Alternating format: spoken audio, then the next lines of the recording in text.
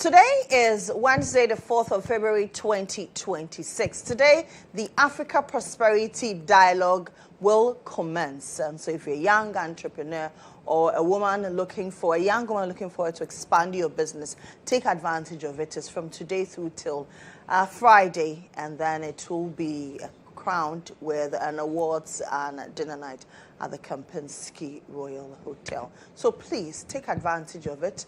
Attend the Africa Prosperity Dialogue. It is your access to real funding, access to real market that will give you 1.5 billion consumers. So please take advantage of it. You're welcome to another edition of GH Today.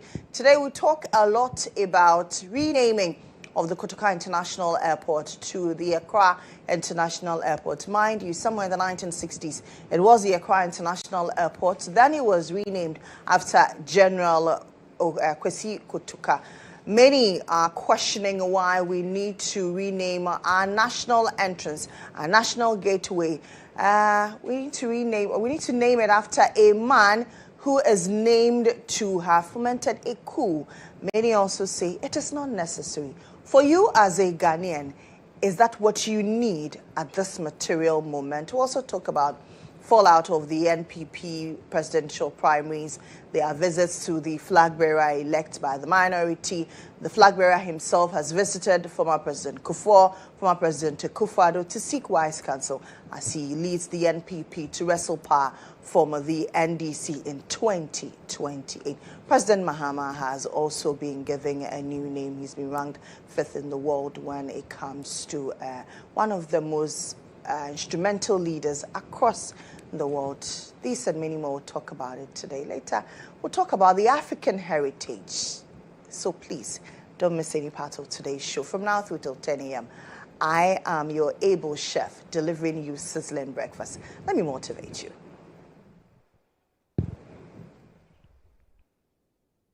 Our code for this morning is by Napoleon Hill, who says, patience, persistence, and perspiration make an unbeatable combination for success. So you want to be successful, be patient, be persistent, and have perspiration.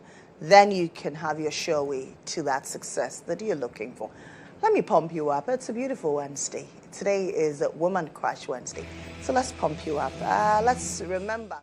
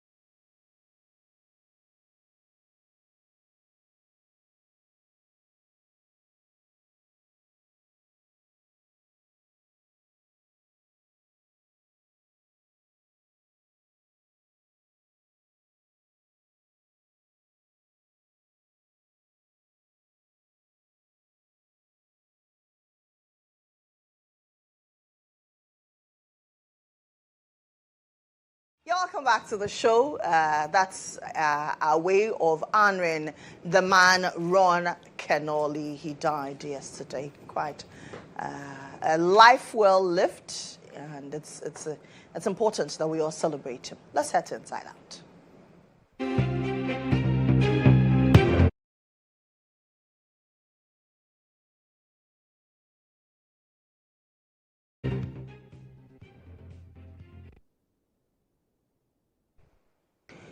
On Inside Out this morning, we talk about a critical issue that has dominated our headlines since yesterday. And there are varied concerns regarding it. Yesterday, Majority Leader Mohammed announced that the Transport Minister will soon present a bill to Parliament to rename Kodjo International Airport to Accra International Airport. And many are questioning why the need for it now. Many are also of the view that for a country that is under democratic rule, we cannot simply glorify things that remind us of our painful moments in the past. Now, mind you, General Kodjo was the man who staged that 1966 coup.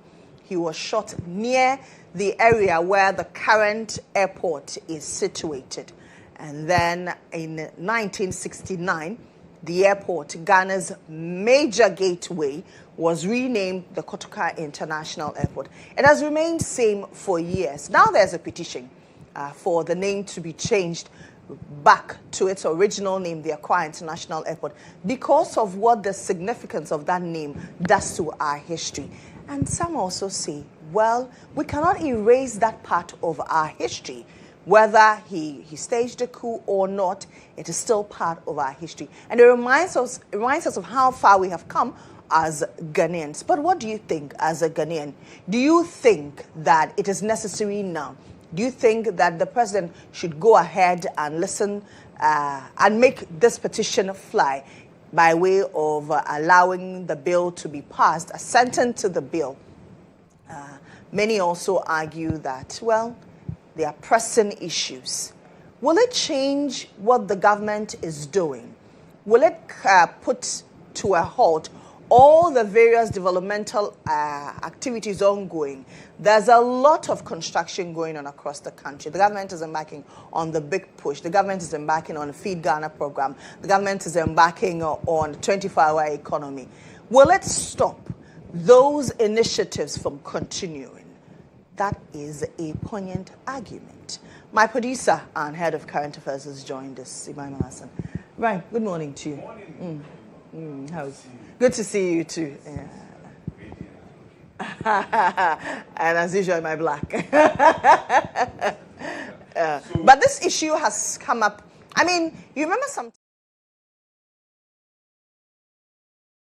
A bit of on and off, many were making arguments. There were some sects of the Gadangmes who were calling for it to be named after Ga chiefs. And yesterday, I'd heard some persons within the Gadangme community calling for it again. Being presented, we may still have an opportunity to Giorgio and suggest names so that, same as was done with the Kumasi International Airport, now Prempeh International Airport, we can do same for the Accra International Airport, yes, and rename it to maybe Kentucky International Airport or any other name for that matter, so that it also appreciates the land on which this national monument or national edifice stands, because it belongs to the Ghana people. I'm sure you would all recall the Obake conversation and what it generated. Some of the Gadangmes feel that, well, the time is ripe for the Gas to be recognized. Is it necessary? Whose name lies on Ghana's gateway? Is it necessary to rename it now? Is it necessary to ignore? Is it necessary to say, okay, listen, that part of our history is bleak. Let's erase it. Right, so, yeah. Way too many. I was indifferent about whether to rename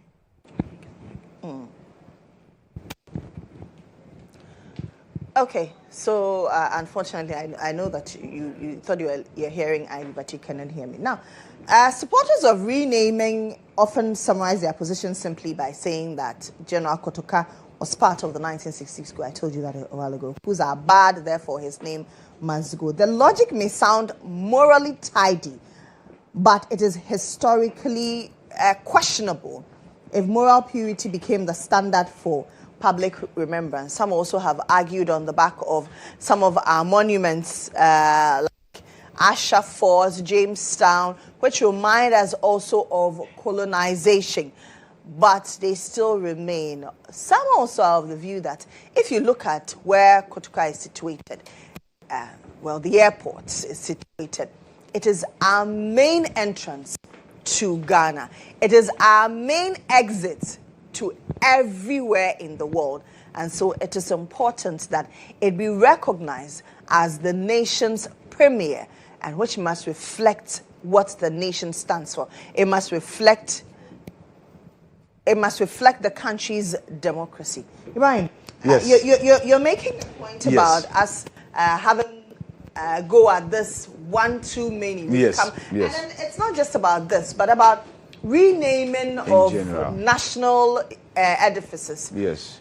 We saw that under the S1 administration, President Akufo-Addo renamed.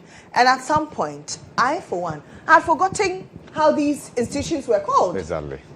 As we sit here, I cannot readily recall how they... But the moment I revisit that place, the first name that comes to mind is what was named previously. Like Flagstaff House. Right, you know, it became Jubilee House, and then of course it's still Jubilee House at least, and so it's yours Jubilee House. Of course, when Nkrumah and then was in power, that place was designated to be a place for the staff of the flag. Let me put it that way. And then on the same piece of land, we built a presidential palace, so to speak, and renamed it Jubilee House because it was during our Jubilee celebration. When the NDC came under Professor Mills, it was reversed to Flagstaff House. Akufo-Addo came, went back to Jubilee House. Mohammed has returned. He says enough is enough. Let's maintain the Jubilee House. And I agree. that we have I agree. a resolution. See, the issue of whether Flagstaff House or Jubilee House, it will not change the work that is being done there. Exactly. I think that President Mohammed has a lot of things on his table than to think about renaming Jubilee House. He's concerned about resetting the country. That's a lot of work to do. And he's said it one too many times that he has a legacy to leave. And so whether it is Jubilee House, whether it is Flagstaff House, what remains is his vision for the country. Exactly. So relative to Kotoka International Airport, like I mentioned, the conversations have all the time come up. I was naturally indifferent because I was saying, okay, Kotoka International Airport since 1969, all government have visited with the idea of changing it. I tell you this on authority, that all past government have visited with the idea of changing it. But for some reason, that is never done. One of the reasons was that there was fear that where Kotoka hails from, and that's the Volta region, there might be some apprehension about how come that you are removing Kotoka's name from the gateway to the world. Right. Good. And among many other reasons. But look at the historical reason for the renaming in 1969. So Kotoka, who spearheaded the coup against Kwame Nkrumah. Then there was another attempted coup against Kotoka's regime, right? And Kotoka was at the location of the airport today in an attempt to douse the blaze or the flame. He got killed in the process at that very location. Mind you, it was the military regime that was in power then. So it was the military regime that said, oh, one of our own has died in the line of duty, seeking to avert a coup against us, even though we are coup makers. So let's honor him. So it was supposed to be an honor than Kotoka for having been killed at that location. Well, actually, it is around that location. Yes, so basically that was it, right? So then the Accra International Airport was renamed Kotoka International Airport. 1969. 1969. Long time ago. Like I said. Then, I think when this government came, even before this government came, the conversation has been very rife. But then there was an individual who petitioned this government and actually proposed names for the Kotoka International Airport. And the argument, first of all, is that this country should not be seen to be glorifying coup makers. And I think there's a legal leg to that argument because there's a Supreme Court, there's a judgment in that regard. The MPP went to court over 31st December being celebrated as a public holiday. Right? June 4th as well. June 4th as well, which was the day of a coup. And the argument was that we cannot commit national resources to a day that distorts our democracy. Exactly. And because you and I are all enjoying to fight anybody and everybody who attempt, and I'm talking about we civilians who attempt to subvert or abort the Constitution. That's true. Right. And so the courts held, and the courts were right, that you cannot celebrate a day that you overthrew a democratically elected government and say that it should be a public holiday for all of us. First of all, we are going to lose money because people will not work. And whatever celebration that you undertake, you spend public money. So that is there. So if you fly from that argument, then why are we honoring somebody who led the charge to overthrow our very first constitution as a country? So the proponent of this name change, that's the argument. That we should not be seen to be glorifying a coup maker. And that our gateway to the world should not bear the name of a person whose responsibility it was to overthrow Dr. Kwame Nkrumah or Sajifo. So that's the argument. Well, and then there's argument from the Ghana community. The Gadangbe. Yes, that, see, we need to honor our own. True. And this argument has been advanced before. Guess when? Accra Sports Stadium was renamed Ohene-Jan Sports Stadium by President Kufuor. Then when President Mills came, he reverted it back to... Because of the agitations, right? There were agitations, and rightly so, that Abraham Ohene-Jan might have contributed to sports, to football, right? But there were equally many others who contributed to sports and football, who are indigents, whose names could have been slapped on the Accra Sports Stadium. So, to put things to rest, when Mills came, he said, let's reverse to the original name, Accra Sports Stadium. And since then, I've never heard anybody from the Ghana land argue that put a Ghana name on it. They are comfortable with the Accra Sports Stadium. You remember when Oku van der Poel wanted to rename the hockey pitch, which had been named after Teresa Okun. Right. Vociferous opposition. Eventually, he had to abort it. Right. And I'm sure that's what has informed the decision. That's what has informed the decision that this time around, let's rename Kotoka to Accra International Airport. And I've had an argument that government should be serious about doing the important things, right? Doing the important things, getting development. And I've read the piece from Professor Kweku Asare. And I'm sure you have the petitioner on the line, right? So engage the petitioner. So let's engage the petitioner, Stephen Odatefio. Mr. Odatefio, good morning to you. I trust you're doing well. Thank you for joining us. Hi, good morning to you and all your listeners. So let's find out from you. At what point did you start thinking about petitioning to remove the name Kotoka or revert it to its original name? And what's contained in your petition? Right. Thank you very much. I think this had been boiling up in me for the past 4 months. I have been procrastinating month after month. I should have done it on Nkrumah's birthday last year. Then I came up with excuses of why it should wait. And of course, even the presser, which I did on the 19th of January, was supposed to have been done the week before. But for some reason, I felt a bit uneasy, and I thought I could wait a little longer. And why did you feel uneasy? It just weighed up in my spirit. Why did you feel uneasy? Sorry? Were you thinking you were going to be opposed? Why did you feel uneasy? You mentioned that you procrastinated because you felt uneasy. Why?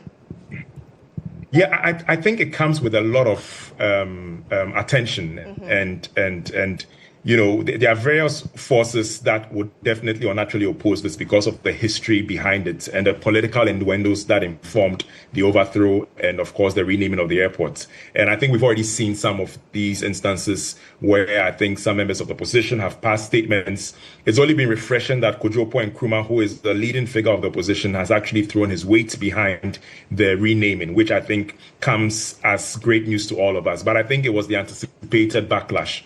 Even the question of whether to push for the renaming to Kwame Nkrumah rather than even Accra International Airport was something I had to weigh up in my spirit. And I think when courage beckons at the door of fear, you end up taking the side of courage. And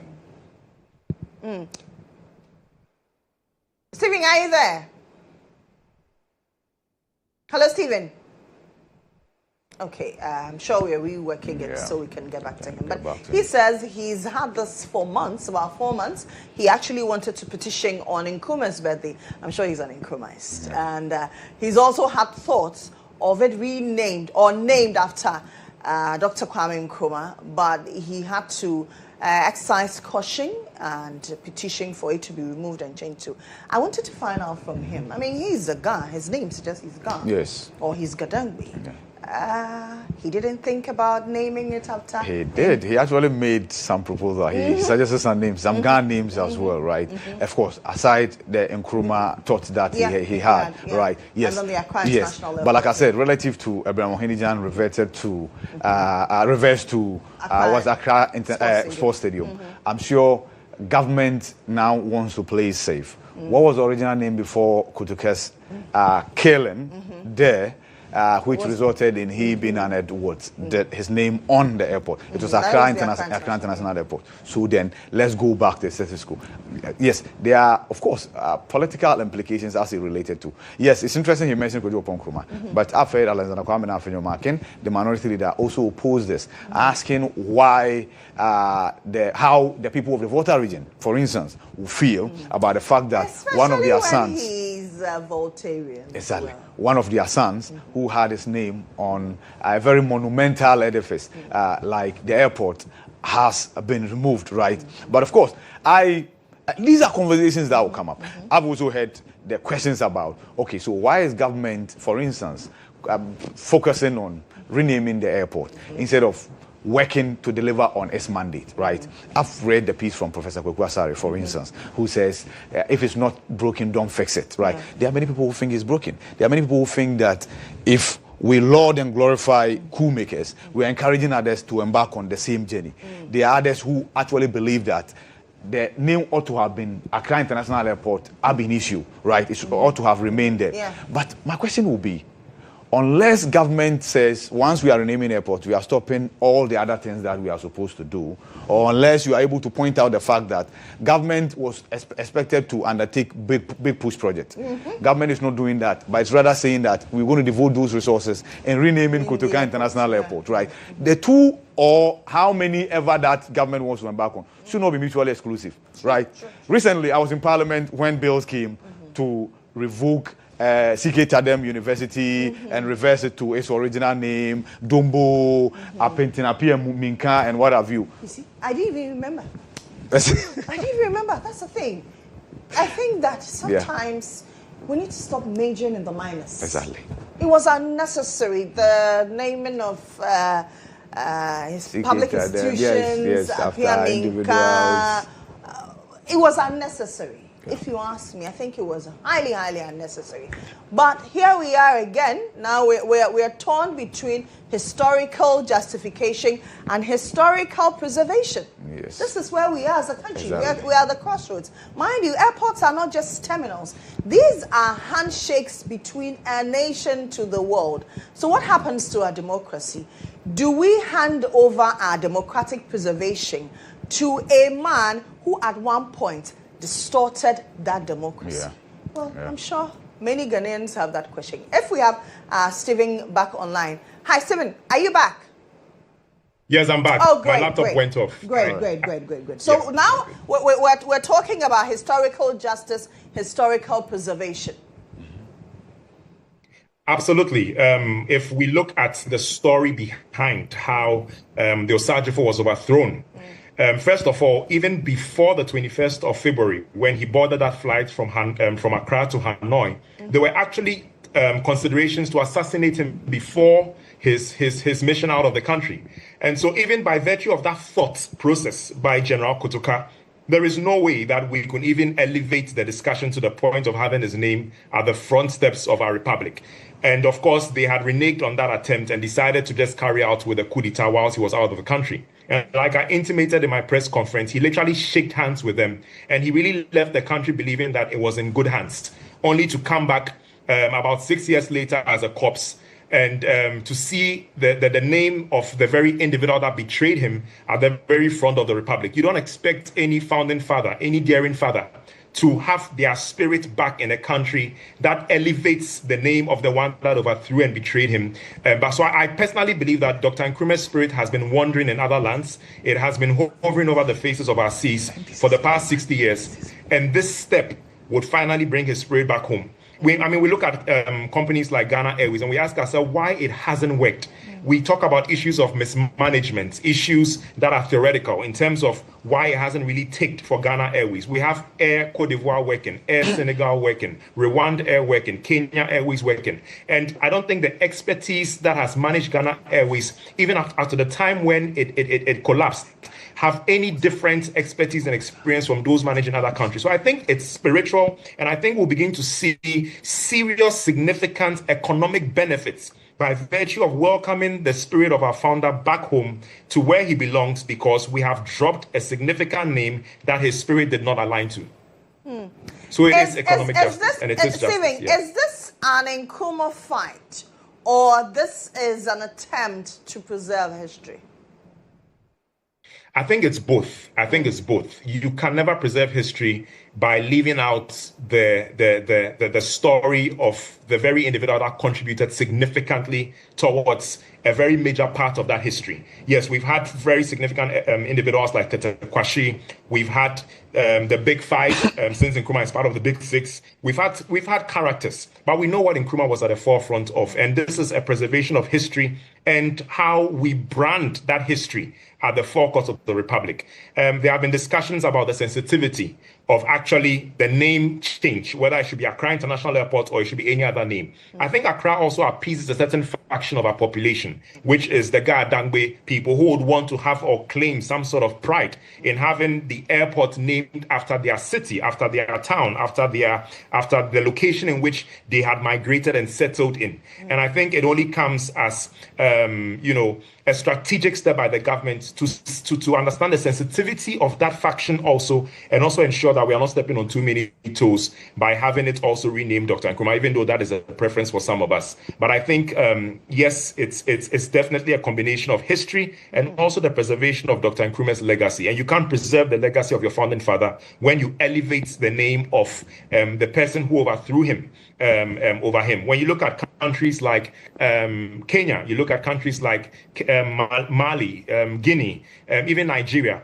nobody knows the name of the person that overthrew their founding fathers. I don't know the name of the person that overthrew Nnamdi Azikiwe or Jomo Kenyatta or the others. But Ghana is the only that elevates it. Yes, we have Murtala International Airport, but Murtala did not overthrow Nnamdi Azikiwe. He overthrew General GHOne.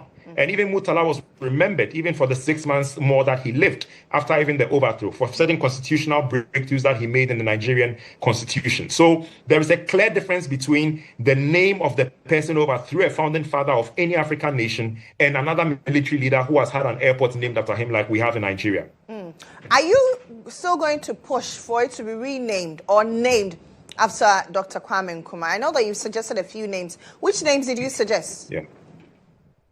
I think Parliament should put this to a secret vote or a secret ballot. Okay. I think that's the only way. I respect the intention of the majority leader. If he organized a press conference indicating that it has to be renamed to Accra International Airport, I think we'll have to know what went into that process of agreeing to the name. I think we'd love some clarity on it. And I'm sure perhaps during the sessions in Parliament, it will be brought to light. But I think it should be put to a secret ballot. I'm sure naturally we'll have a lot of those on the opposition, not even wanting to vote or perhaps maybe boycotting the exercise, except maybe for Kodjo and Nkrumah. But I think when it comes to the issue of the renaming, it has to be put to a secret ballot. And I'm sure we'll find a lot more parliamentarians actually going for the Nkrumah name. And I think that's the only way we can push this with media, with my good self, with the Democracy Hub, and with other renowned individuals like KSM and Comrade Kwesi Pratt Jr. and the others, the One Ghana movement led by Senor Hosi. I think we can push and force Parliament to go into a secret ballot to decide on what name will be most appropriate for the airport. Yeah. Okay, Stephen, thank you very much. That's Stephen Odatefio. He is the petitioner who is asking that the Kotoka International Airport be reverted back to its original name in 1906, before it was changed in 1969. That's the Accra International. Well, he's not asked that it be reverted to Accra International, but he is asking that it be changed at all. If for anything, let's honor the founder of the country, Osaji for Dr. Kwame Nkrumah. So he is suggesting Kwame Nkrumah as the name, but Parliament, through the majority leader, is saying that the possibility of it's named or it's being reverted back to its original name is very high. And Stephen says, well, let's know what are the parameters, what went into this particular decision. Now, the question that Ghanaians must answer is, can a democracy truly mature if its first national symbol, the gateway, the first handshake, honors the moment democracy was interrupted? Interesting question. So what happened is this. So the Minister for Transport, who has jurisdiction over aviation matters, because now we just have one Minister for Transport in charge of railways, in charge of aviation, and in charge of transport as well. He will send a bill to Parliament. Of course, the bill will have to go to Cabinet as well, so it will have to get Cabinet approval, right? And then it will come to Parliament. The bill will have to come with its principle. So what's the principle underpinning the bill? That's what is called memoranda. So that will explain why the decision to move from Kotoka to Accra International Airport. In between what the minister is to do and then Cabinet giving it a stamp of approval, anything can happen. What Stephen is asking for will have been what you describe as poetic justice, right? So the man who overthrew Dr. Kwame Nkrumah, who left the shores of Ghana through the same airport, and then this man got murdered or killed at the same location, got honored. It meant that he had been elevated above the man who left the country and never returned because he oversaw his overthrow. And then comes his return. Exactly. He's returned in a casket. In a casket. And then he comes to the same airport that has been named after the man who oversaw his overthrow, right? And then now, with time, he then gets his name placed there as Kwame Nkrumah International Airport, whose name was replaced. The man who overthrew Kwame Nkrumah. That's Kotoka. That's poetic justice in every definition, right? Would that happen between now and when the bill comes? Like he mentioned, he related to the fact that it should be secret ballot. It doesn't have to be if government decides to put that proposal in the bill that the name should be through Cabinet, right? Yes, through Cabinet, and then the minister will then ferry it to Parliament as a bill. The bill to rename Kotoka International Airport after Osaji for Dr. Kwame Nkrumah. That will have been it, right? In fact, the renaming of Prempeh the second international airport, went through the same process. It used to be Kumasi Airport, but then it was not international. After the upgrade, the name that was placed on it is Prempeh the second international airport. To Anna and Ashanti King. That's basically it. So yes, the Ghana community have equally made some proposals as well. So I've heard Bonnie's name come up. You talk about Kintakiteria. I will be for Nadide Ashikisha. I'm told, yes, who was on 50 Pessoa coin. She's on the 50 Pessoa, yes. Coin, exactly. Given the role she played in assisting Nkrumah in the independence struggle and what have you. So let's see how it plays out. But I will make do with Accra International Airport just so too much controversy will not be. So another government comes in and does not think that, oh well, this is selective history honor. Yes. So let's also redo it. Let's cancel it. Yeah. So the hula baloo about who gets to be honored is scrapped, and then the land upon which the national symbol sits gets the name. I think like Stephen mentioned, that is the reception of Ghana. Yes. The airport is our reception. So it's the very first point of contact when you are coming in. Very last point of contact when you are leaving the shores of the country internationally. Right? So Nkrumah, I tell you that does not need airport to be relevant. He was named the African of the millennium. True. And anywhere you go in the world, when you mention that you're from Ghana, they say Nkrumah is Ghana. Exactly. So if it's given to Nkrumah, yes, a feather in a cap. If it is not, it doesn't in any way diminish. It will not negate who he Nkrumah is. was. No. So now, between history and symbolism, the question is yours. Answer and many people are learning for the first time about the history behind even Kotoka, the renaming and the role he played. The Gen Zs did not pay attention. So it's a good conversation to have. It's a good conversation to have. Well, that should do for Inside Out. When we come back, we'll bring you the sports update.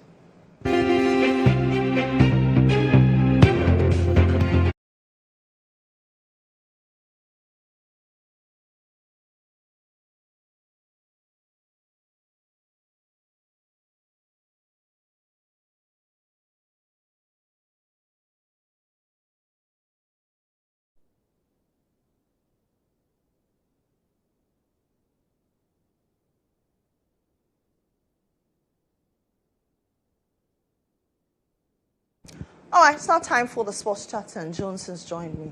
Jones. Yeah. So, what's your take on this conversation, briefly?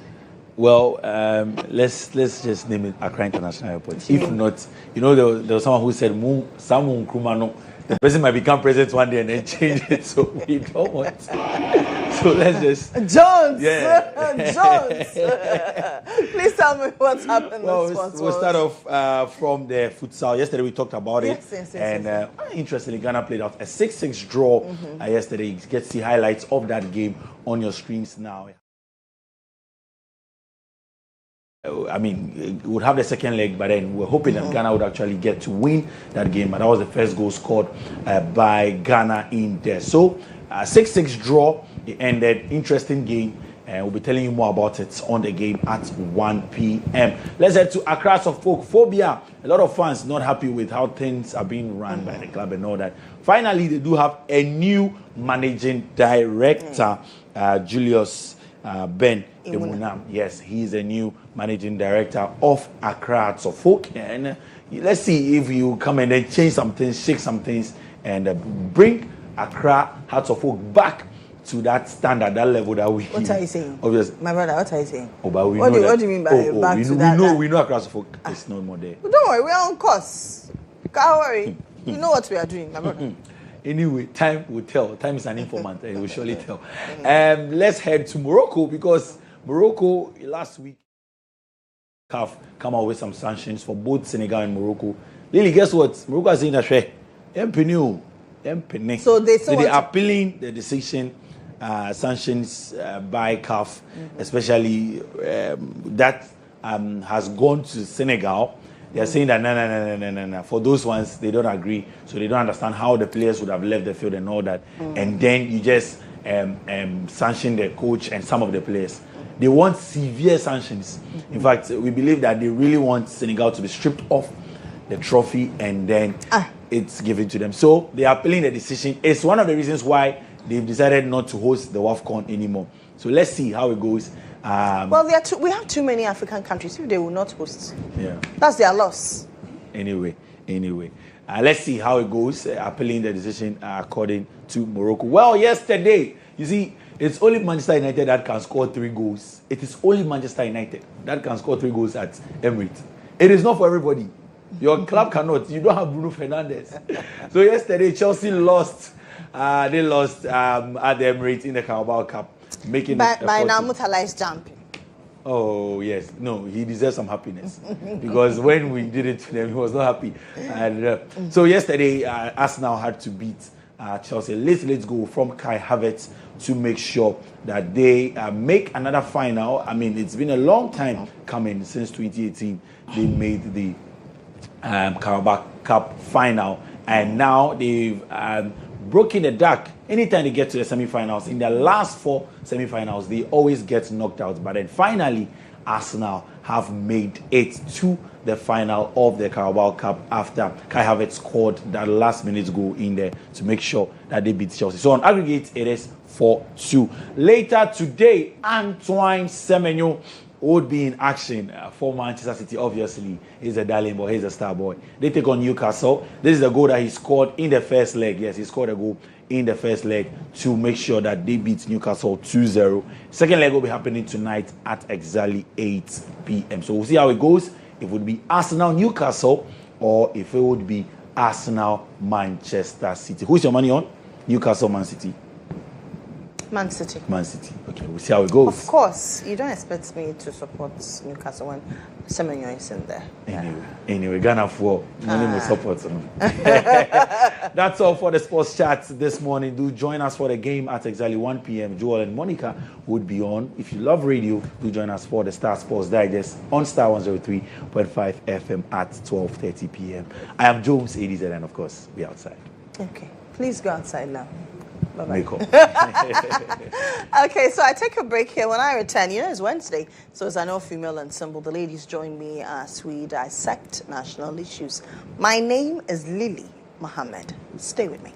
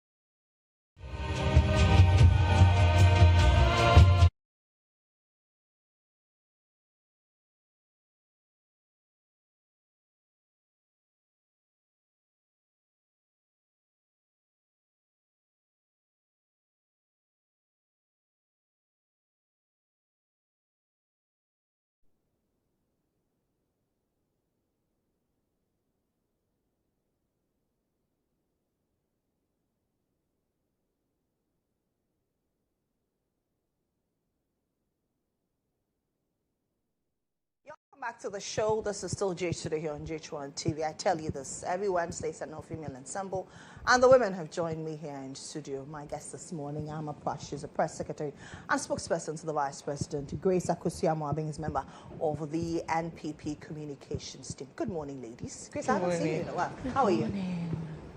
Oh, I'm doing very well.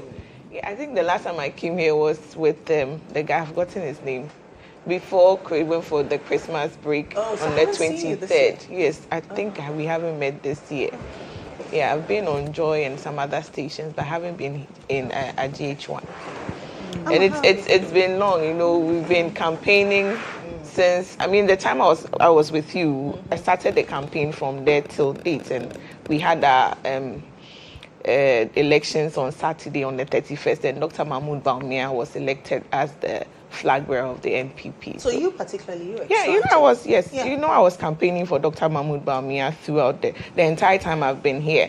So, I mean, I was part of the campaign team from the beginning, since 2023, and I still maintain my position to be part of the campaign. So I'm excited. I think the excitement started from Saturday morning, because I knew very well that we all were going to come together to vote for a candidate that will take us to the next chapter, that is 2028 to re-election. So almost everybody, if you look at the votes, what went on Saturday, and the votes Dr. Mahmoud Bawumia was able to plug in, you can tell that everybody wanted to go with this particular candidate. The margins were wide, and I'm sure I'll go deep into it when we start our conversation. Absolutely. Have I seen you this year?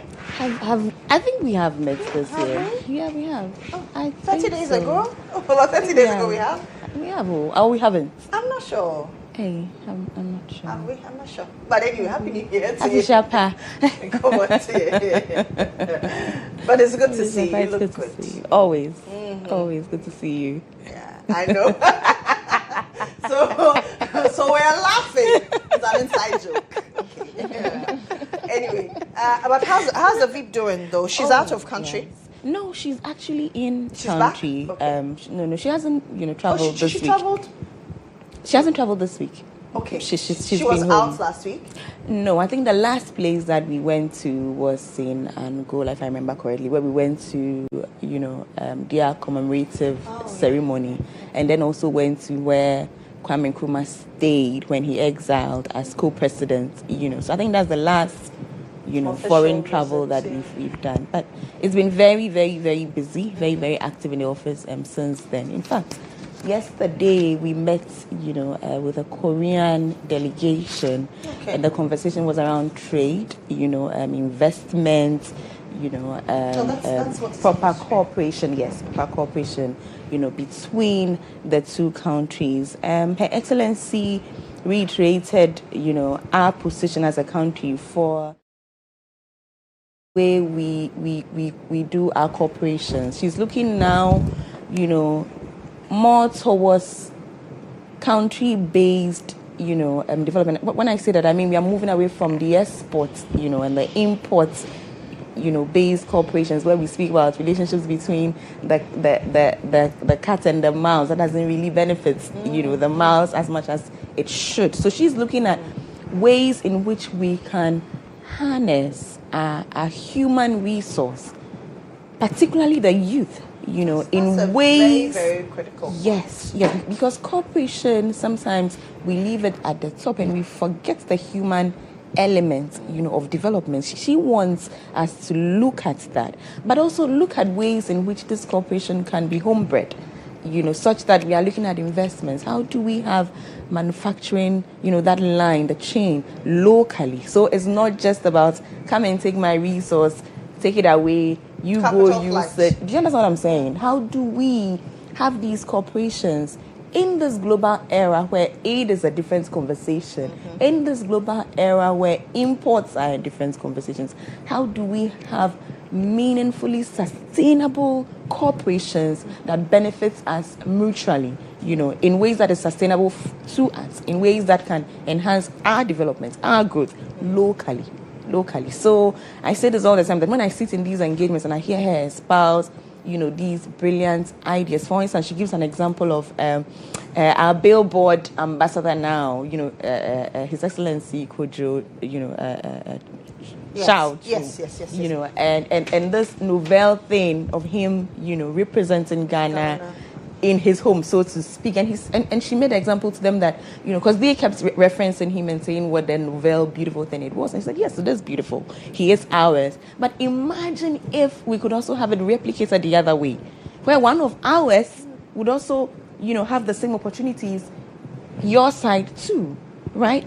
I remember the last time we met with, the Chinese foreign ambassador, foreign minister, forgive me. And I remember her saying to her that we speak about all the Chinese companies you have in Ghana. And it's wonderful. And you speak to me about that, and how we can support and make it better.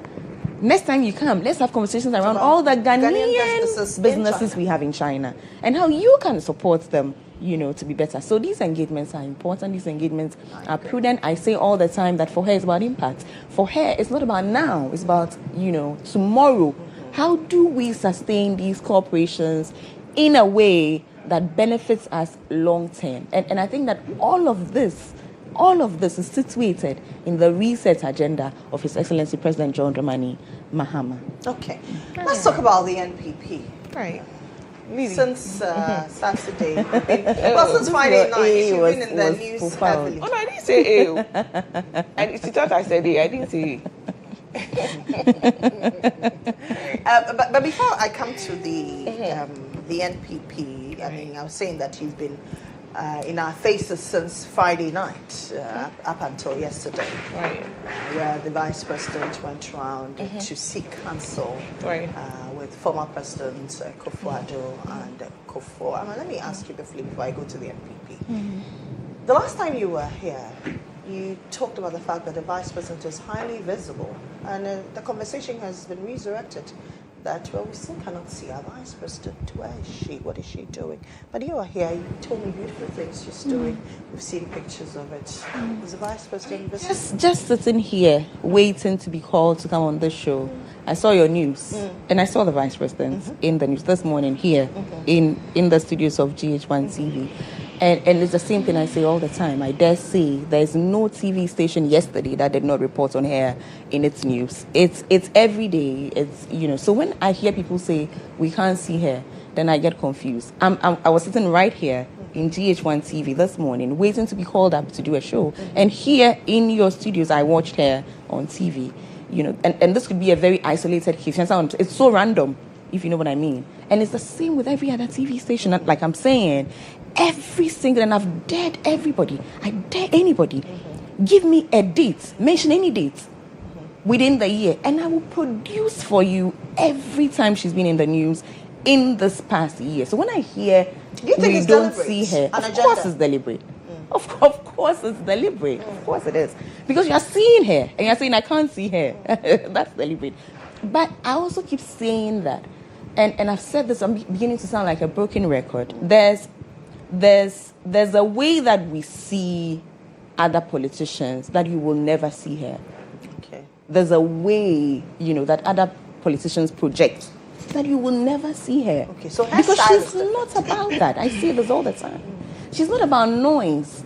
She's not about social media trends. Those things don't validate her. It doesn't do anything for her. She's about impact. So she's about meeting the Korean delegation and making sure that the development that we speak about is sustainable. Okay. She's about impact. She's not about noise. I'm sure you also know that this political game primarily hinges on popularity. Absolutely. Which is why she's about impact. At the end of the day, today's Ghanaian is about impact. The last elections proved that. Look at the numbers. Look at the way Ghanaians voted. Ghanaians are telling us over and over and over again that we care about the important things. Give us the important things. Okay. And so we are firmly focused on the reset agenda. We will not come and perform and be a source of entertainment. No, that's not what governance is about. It's serious business. Okay. It's about bread and butter. It's about you feeling it in your pocket. It's not about me coming to stand on a stage and, so that you... No. Okay. That is easy to do. but she will do the hard stuff, the stuff that matters. Okay. Will that matter? The hard stuff matter? It mattered in the last election, lady. No. I'm not, I don't mean in the last thing. I mean when the GHOne Mahama era is gone and the floodgates are open for people to come in. And I've seen some people clamoring for her, especially for us women who want a woman to lead. You think it will matter? You think it will play a very pivotal role? Or she's not considering that? I see what you just did there, Lily. But I am going to, nicely dance around and swerve that your question. I see what you did there. But you see, Lily, here's what. Professor Nana Jane Upokwajiman, Her Excellency, is fixated on the price. And that price is delivering that reset agenda. Right, is delivering on the mandate that Ghanaians gave to His Excellency President John Dramani Mahama to reset this country. Everything else is an aside. Okay. The last time you were here, the Vice President is not visible enough. Okay. You said before we cannot see her. Nana Jane agenda. No, it is not a Nana Jane agenda. I can't believe she said that. Grace said that. No. Yeah, you have to talk about her. You said that she's not visible. She's told us that the Vice President is working. Right. There's no single day that you don't see anything about her in the media. You still stand by that? Oh, yes, I still stand by that. That she's not visible? Of course. Okay. She's saying people should ask her the dates and then she'll produce videos of her and all that. It's not about videos. It's not about seeing her on TV for people to know that she's doing something. It's about the impact that she's bringing on board. She's talking about impact, but people are not mentioning, people are not seeing it because they are not feeling it. So you talked about women. I mean, I think the last time I came here, we mentioned about women being the promise that Her Excellency John Dramani Mahama made before coming into power. That's keeping 10% of women in 30% of women in his cabinet. Until date, how many women do we have? And we didn't hear anything. We had so many cases concerning women and children. Yes, we have a gender minister and all that. But then this is, I'm sure many women came out to vote because they felt like for the first time we are getting a vice president who is a woman who is going to stand in issues concerning women and speak for us. So if we are seeing... of course. We had, I think last year there were issues, I think 16 children lost their lives. And then social media had to bring people out from the government to go and see these parents after they were buried. And this is something that the vice president could have spoken about or even sent some people to the families.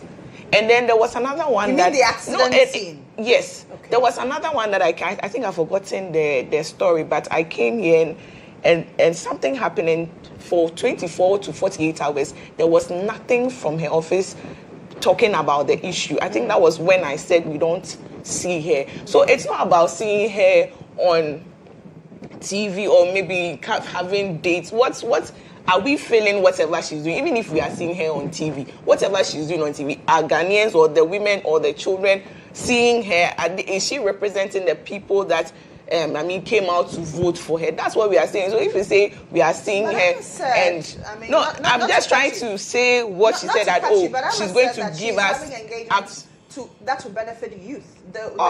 Okay, fine. But then if she's mentioned something like it's an agenda, it's propaganda. I don't know the word she used, but she said something like people are out there saying that we are not feeling her, so it's an agenda.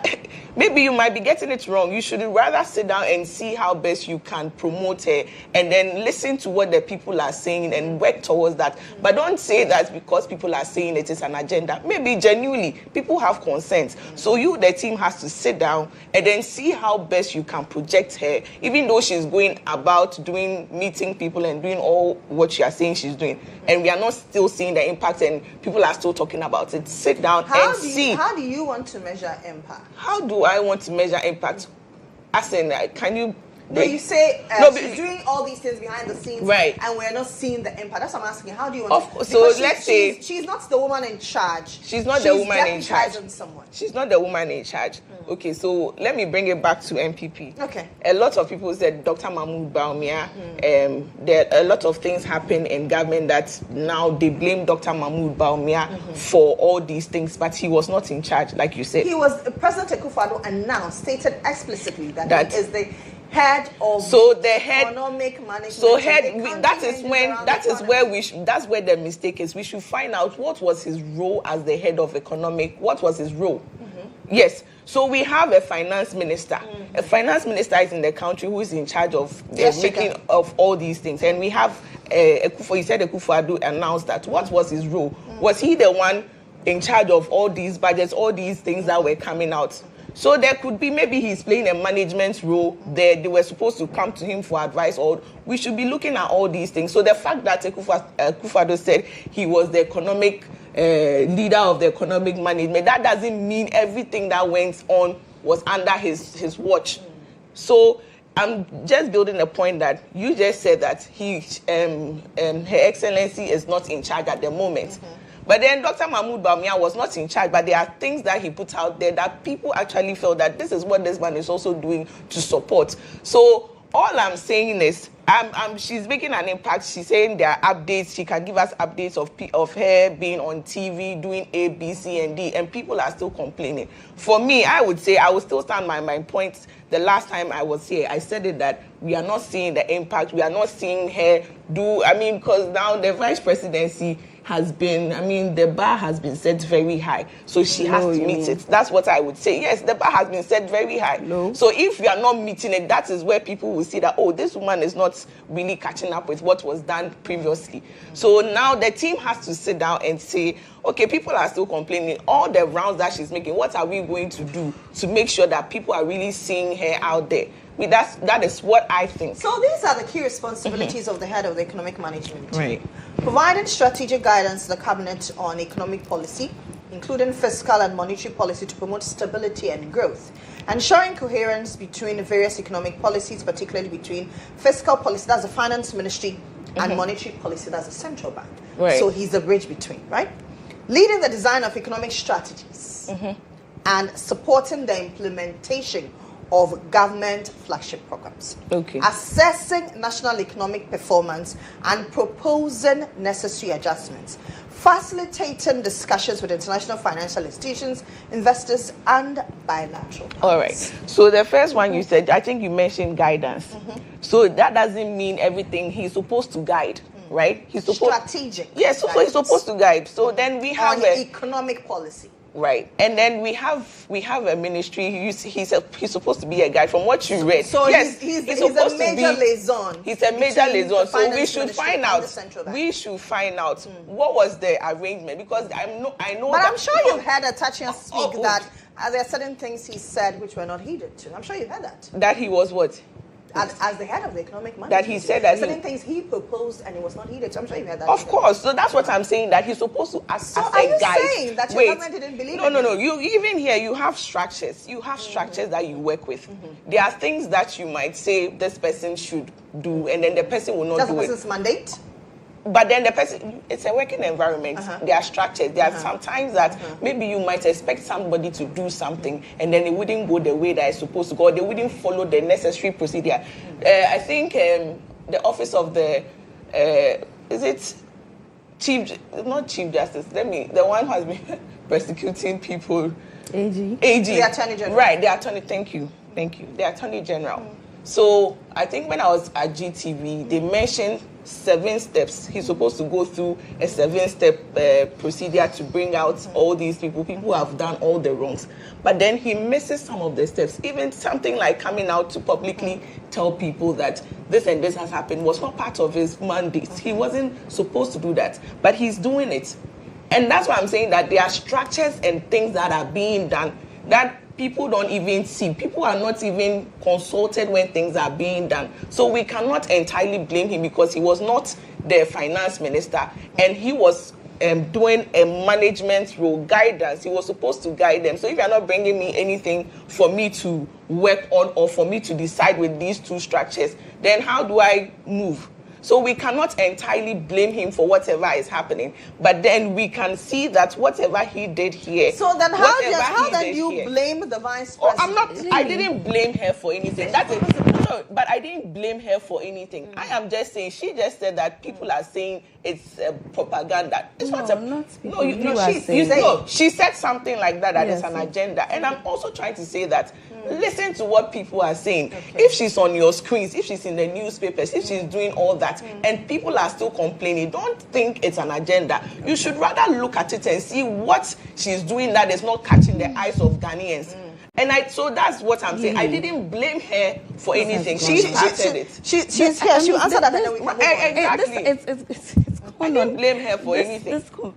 But I'm just saying, you see, you threw a question to me saying that it was one of the things you said. Yeah. No, you said Dr.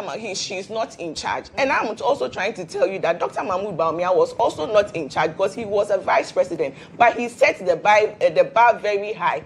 That is all I'm trying to say. Right. So you need to catch up. If you're not catching up, people will see that you're not doing anything. Okay. So this economic management thing, I think we should still look at it because you cannot blame him for anything that went on. Yes, he was part of it, but you cannot blame him entirely for whatever happened during that tenure. That is all I'm trying to say. I really wish that Grace would concentrate on, this very hard task of rebranding and repositioning. Grace, please task. let me speak of rebranding and repositioning. Her candidates.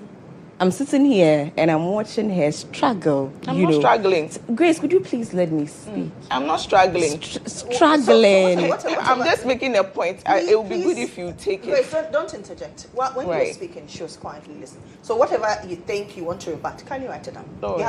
I have a pen. I'll do that. Right. I see her struggling, right, to hold on to an image and hold on to a brand. She's saying 1 minute he was this. You can't blame him for that. It's not his fault. He did that. It's a tough place to be in. I appreciate that. I do. So, Grace, rather than make your work even more difficult by branch out into Her Excellency Professor Nana Jane Opoku-Agyeman's work and her image and her PR, why don't you just concentrate on the one you are struggling with? But right? Hold on, I'm not done. Don't you also the think point that, for me, Lily, let me rebut on everything she said, then you can ask the question. Okay, I'm asking this quickly, then you can continue. Don't you also think that probably is a sentiment out there, and so you, her handlers, should... Okay. It's a sentiment from Grace. Every time I have been asked this question, I've been asked the question in direct reference to something that an MPP communicator has said.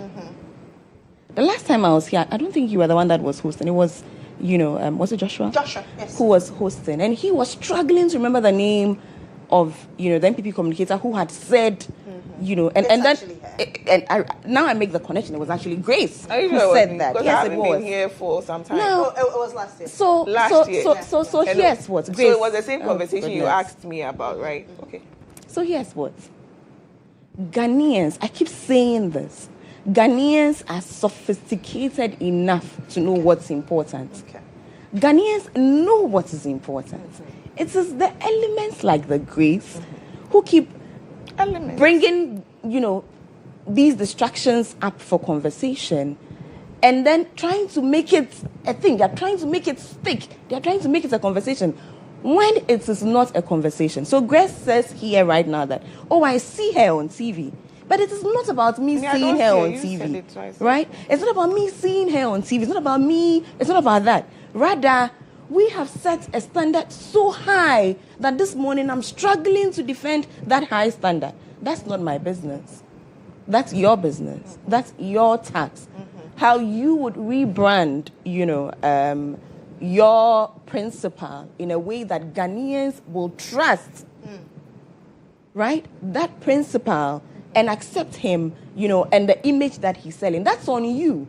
And I'm really admonishing from a genuine good place that you concentrate on that, and let Ghanaians enjoy the graceful leadership, the beautiful, graceful leadership of Her Excellency Professor GHOne Opoku-Agyeman. Ghanaians appreciate her. Ghanaians see what she's doing. Ghanaians appreciate the fact that she's not performative.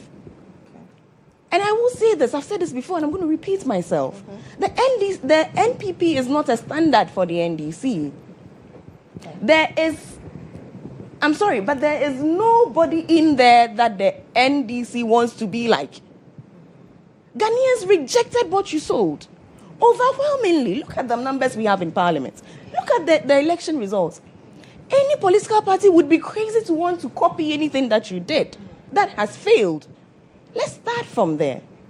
So please understand that you are not a standard. We would be crazy to consider you a standard. You're not. We are in our own lane. We are doing things differently. Ghanaians have given us trust. They've given us a mandate to rule, which is what we are doing. And I see that distraction for what it is. And I hate it when you say something. Grace, you say something. And then you say, Ghanaians are not the ones doing anything. It is you, Grace, sitting here this morning, saying it. Right? So please, let's Ghanaians enjoy the leadership that they are enjoying under His Excellency President John Dramani Mahama and Her Excellency, Professor Nana GHOne Opoku-Agyeman. And with all the PR advice you have, and the communications, expertise that you have, please concentrate all of those efforts on branding your principal. All right. Okay. Thank you, but I'm just trying to say, yes, she said I should concentrate, but anytime I come on this set and I'm asked a question, I'm going to give my view. So it's not about me concentrating. When I'm here, I'm on set and I'm asked a question and I feel like I can also contribute, I will do that. Okay. I won't just say be that truthful. I should concentrate be on my... truthful. Yes, we are here, we are having a discussion. And remember that so Ghanaians if there's something that we need to say, I will say it. I won't say that because I'm in the MPP. She said... Ghanaians, nobody wants to copy anything. You were once in opposition. You just came to power. You came to power in 2024. It's not like you haven't been in opposition. You've been in government for all this time. Ghanaians voted you out. Yes, they said we were not doing something right, so they voted us out. But that doesn't mean nobody wants to take anything from us. You were once in opposition and you came to power. So that doesn't mean you are there. You are also making mistakes, and that is what I'm saying. You should rather look at it and correct your mistakes. If you don't want to take my advice, that's okay. But then if I'm on set and I'm asked for my opinion, I'm still going to talk about it. Whatever I have to say, I will say it. Please talk. Feel free. Yes, feel free. Thank you. Feel free. Okay, Always talk. But just to make a correction, that it is not true that Her Excellency, did not show up, in all those instances of, those unfortunate incidents. I keep saying that she's not about performing for applause. Now, there are instances where she showed up in person, like when the Volta Lake incident happened. Right. She left everything that morning. And I went with her. I was part of the team that went there. Left everything and rushed there. There were instances where she could not, because sometimes she is not in the country. And I remember, I don't want to give oxygen to some very specific things, but there were instances where a delegation was sent, items were sent. If you know the number of times relief items, she has personally sent items to places and has just not made a show of it, and which is why I always smile. And if she doesn't want to make it public, who am I to make it public, really, is what I'm saying. But the point for me is that there's an expectation of her to be performative because she's the first female vice president of the Republic of Ghana. We appreciate that it's novel. It's never happened before. We don't know what to expect. We don't know what a female vice president looks like or what a female vice president does. We are all, and there's a tendency for you to not understand what you don't know and what you expect. We appreciate the struggle. Again, I'm using the word. The struggle that, the MPP is, going through and how they are struggling, to deal with her firm insistence on not being performative. Okay. Right? Okay. But, and I keep saying this, at the end of the day, its impact, it's in the trust that Ghanaians have in her and who she is and what she's about. That's all we care about. What you were talking about. Right. Okay. Right. We were there. The very next day we were there, and over and over and over again, I can't, there are things I can't even, I don't just want to speak about because it is not important. We will not be reactionary. We will not do things because MPP needles us and we want, no, that's not, we are staying on focus. We are delivering on the mandate. Her Excellency is a visionary. Her Excellency is a woman at heart. She's a woman in practice. Okay. And she will do the right things for the people of Ghana. She won't dance because the MPP plays a drum or plays a tune. No. Okay. Noted. Let's talk about the NPP, shall we? I was saying that the NPP has been in the news since Friday evening up until yesterday, especially when members of your caucus in Parliament, led by Osahen Alexander Kwamna Pengamake, visited the flag bearer-elect. From thence, he visited President Akufo-Addo and President Kufuor to seek counsel. There have been, there has been very adversarial campaigns in the run-up to your presidential election. How is, you are in his camp, so I'll ask you this. How is Dr. Bawumia positioning himself to unite the rank and file of the party, especially after what some say a very toxic campaign season with what has happened on social media? Okay, so I want to congratulate Dr. Mahmoud Bawumia on the win. It was a massive win, massive endorsement. You were just talking about all the campaigns that went on in the social media space. We heard some of the things that were said, but I think the party has gotten to a point where they realize that the best candidate to unite the party after the elections and the best person that we have marketed for more than 8 years is Dr. Mahmoud Bawumia, and they see the need that it is important. Political consistency is important, so we should still take this person to the 2028 elections, and the party believes and they hope, they know that 2028 Dr. Mahmoud Bawumia can help us take power from the NDC. So we can tell from the votes that came in, people predicted a runoff. People even mentioned, I think from the Ken camp, they predicted, 62% win for Honorable Kennedy Ejapon. But I think we had about 110,643 votes. That's 56.48%, yeah. And that's massive. Someone will talk about the 2023 elections. The dynamics were different because you saw what went on with the different candidates were in the 2023 elections, and then we had different candidates in this particular elections, and you could tell how fierce it was with Honorable Kennedy Ejapon and Honorable Brian Champon in the competition. So with the whole runoff thing coming off, it was amazing. It was exciting to see that at the end of the day, Dr. Mahmoud Bawumia could gather all these votes, winning almost. We have 16 regions, but he was able to take 14 constituencies, and I think the percentage from the constituency 14 regions. Yeah. So we lost 2 regions, one to Brian and one to Kennedy Ejapon. So it means, so let's take a region like Western Region. We had 17 over 17. All the 17 constituencies in Western Region voted for Dr. Mahmoud Bawumia. We have 47 constituencies in Ashanti Region. 45 out of 47 voted for Dr. Mahmoud Bawumia.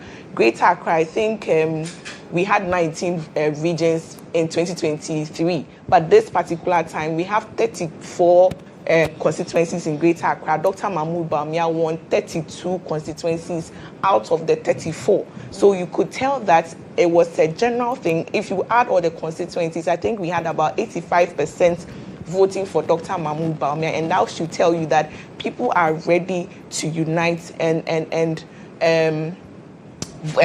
take Dr. Mahmoud Bawumia for 2028. You mentioned people coming to the house to see Dr. Mahmoud Bawumia. I think one person who stands out was Stika. That's yesterday, Sticker was in the house. He came to meet Dr. Mahmoud Bawumia. Yes, Dr. Stephen Amma was in the house of Dr. Mahmoud Bawumia, and it was amazing. Everybody, all the 60, all the MPs, over 80, we have over 80 MPs, 87 MPs in Parliament. All of them came in their white attire to congratulate Dr. Mahmoud Bawumia, and then Honorable was there, Stephen was there. Dr. Stephen Anwar was there, and then I think our deputy, former finance minister, I've forgotten her name. Abna Osei Asari. Thank you very much. Abna Osei Asari was also there. So you could tell all those people who said things against Dr. Mahmoud Bawumia, they were all in the house, and they were received warmly by the family, by the MPs, and it was amazing. So this should tell you that we are on the right step. We are ready to reconcile, put whatever happened behind us, and work together as a team, because the bigger picture is ahead. So we cannot fight against each other because one person said this. Yes, it's politics. So we need to, if we want to get to the point that we want to be, then we need to unite and then work towards the goal. And I'm sure they've also been in politics. They know how it works. Dr. Mahmoud Bawumia conceded in 2024. He didn't wait for the EC to even declare, and he went ahead to concede, yes. And then in this particular elections, he also came out early because he had the results. All these things are things that Dr. Mahmoud Bawumia is doing to put the party together, for us to strengthen the party and move on. So if you look at all the things that happened back then and now, from yesterday, going to Kufuor's house and going to His Excellency Nana Akufo-Addo's house, it means the party is ready to move on. He is the leader, and he has set a right example for everybody to follow. So I believe that it's a step in the right direction. After everything, we have a flag bearer, and we are all ready to rally behind him to make sure we take power from the NDC in 2028. So that's what I would say about that. Okay. Mama. In the lead up to the NPP presidential election, it appeared the NDC was interested in the NPP internal election. Why was it? We are all Ghanaians. I don't know about the NDC being interested in the NPP. Your deputy director of elections made several pronouncements that he'll be watching them, and that at some point, I don't know if it was said in jest, but at some point the NDC will set up its own coalition. I thought that was a very good joke. I enjoyed it. It's interesting, and it made for entertainment. Politics is also that. There's the human aspects of the whole thing, where we can all laugh at ourselves and poke fun at each other, here and there. It's good spirited, it's good humored, So I enjoy that, very practical but that's all it is, we are Ghanaians. We are all interested in Ghana and the upward, advancement of our dear, dear, dear country. And so to that extent, all of us are interested in what happens in our neighbor's house. We are all interested that our neighbor is healthy, our neighbor can, contribute meaningfully. It's why I was telling Grace that she should feel free, she should speak, or shout even if she wants to, because it's important. We are building a democracy. I say this all the time.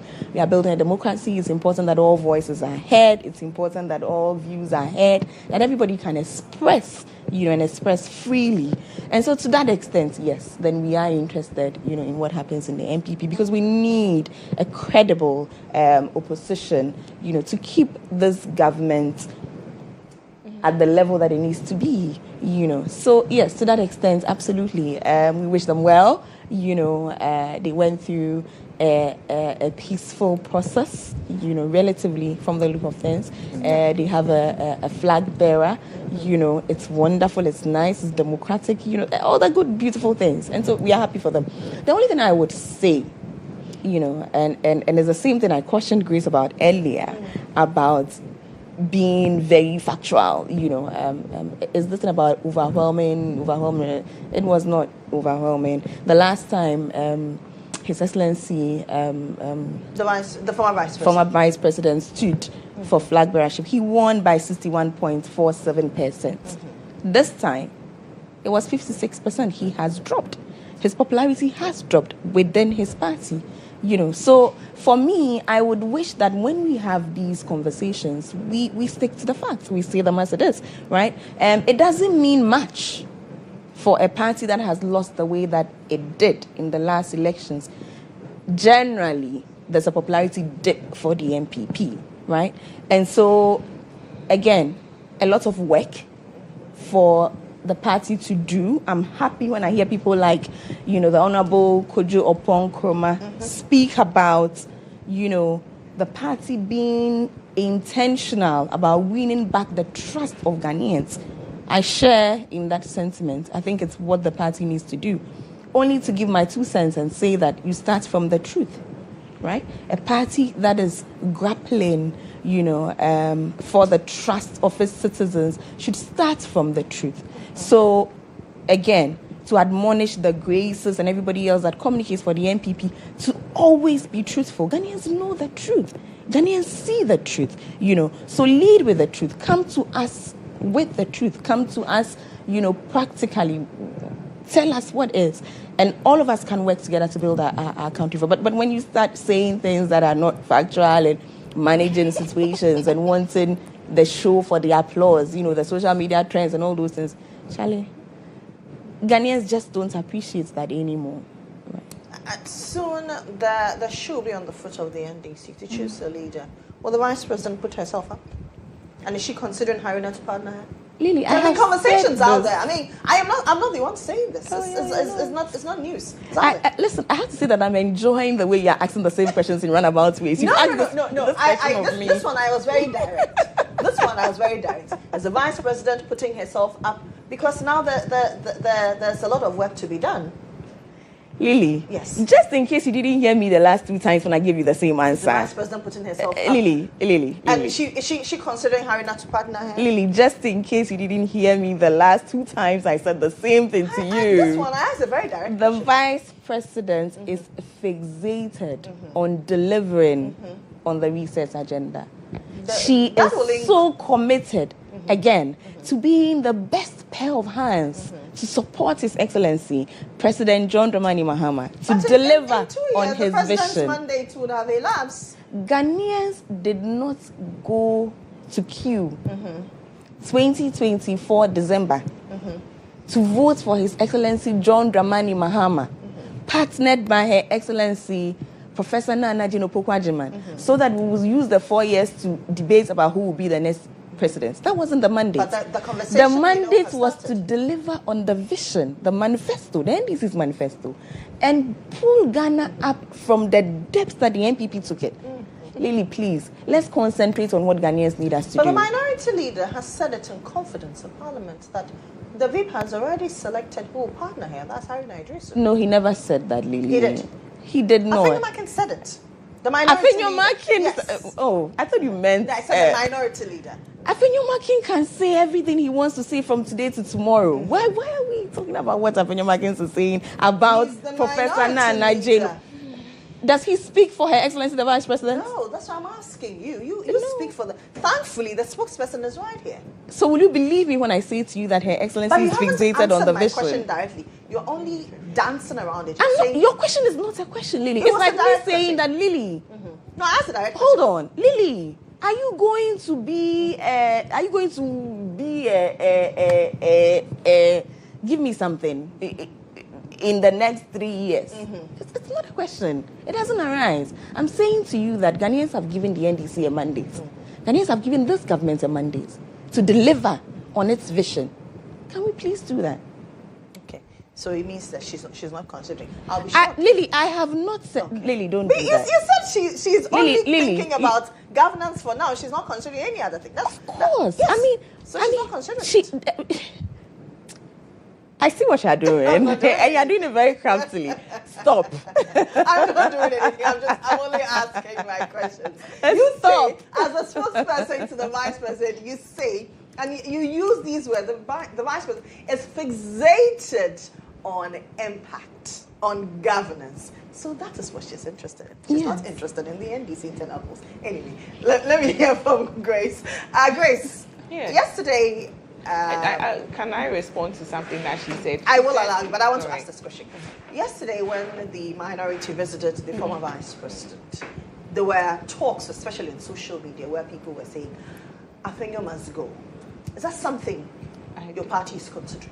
I didn't see that anyway. See that? I didn't see that, but I don't think we just finished an election, so I don't think. Will he still be retained as your leader? Of course, why not? Because I'm sure he's still opposed from yesterday. He came in with he's still opposed and he's working. I haven't seen it anyway, and you just drew my attention to it, but I haven't seen it, and I think he's still going to maintain his position as the minority leader.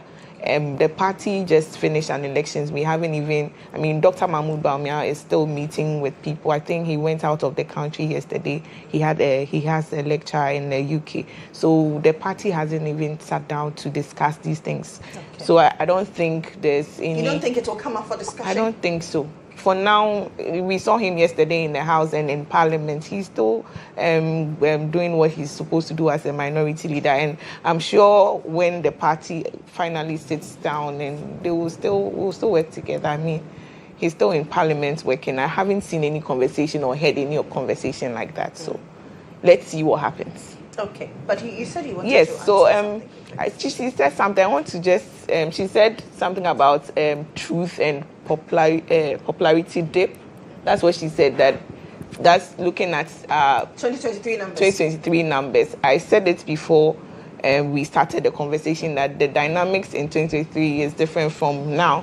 We saw the candidates we had in 2023, and we saw the candidates we had on Saturday.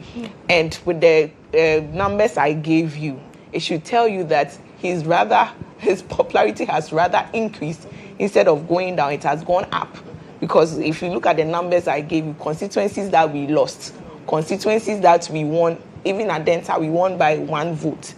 That was 2023. This particular time we won by 267 votes. That should tell you something. So the numbers saying we are not speaking the truth. I just gave you numbers, and I'm telling you that this is what the party is seeing. This is what the party is doing. The party sees that, yes, you said this, I'm telling you, I'm directing it to you. I'm speaking the truth. I've given you numbers and figures. So we are not sitting here to lie to Ghanaians. It's on the internet. Ghanaians have seen the figures. So they know that we are sitting here speaking the truth, that his popularity has rather increased. Yes, because that time he had just finished serving as a vice president, and he was trying to now work his heart into the MPP delegates to vote for him to become a flag bearer. So yes, we had his numbers were down. Like I said, 1 vote here. We won by some slight margin, but now it was everywhere. 14 constituencies 14 regions. 14 regions out of 16 regions. We won all those constituencies, and for once, one region, Western region, 17/17, Greater Accra, 32/34. That's massive endorsement, if you should ask me. So it's not about me lying about figures. No, we are speaking the truth. And anybody I think it's on it's on GHOne. Anybody can go online and find the fact over there. I don't have to sit here and lie about it. So that's what I have to say. It's 56% as against 61%. It's 56%. That's 85% when you put all the constituencies together. We are looking at the figures. We are looking at the votes we raked in at this time, not what happened in 2023. The dynamics are different, 2 different dynamics. So we cannot compare 2023 to 2026. Okay. That is what I'm trying. Okay, Lily, again, it's 56% as against 61.48. Do you know what I'm saying? 0.47, in the past election. So again, the numbers are pretty clear to me. The numbers are pretty specific. This doesn't need, a genius, to decipher that indeed his popularity has dipped. His popularity has gone up. So if we want to insist that his popularity has gone up by the drop in percentage, you saying that's fine. I don't even know why I'm having this argument. It's okay.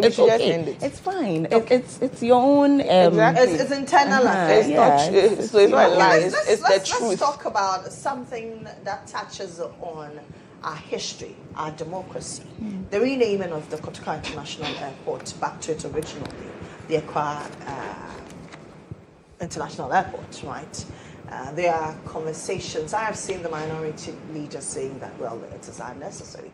If you're looking at the regional dynamics, while the Voltarians who feel that, and something that represents them has been taken away from them.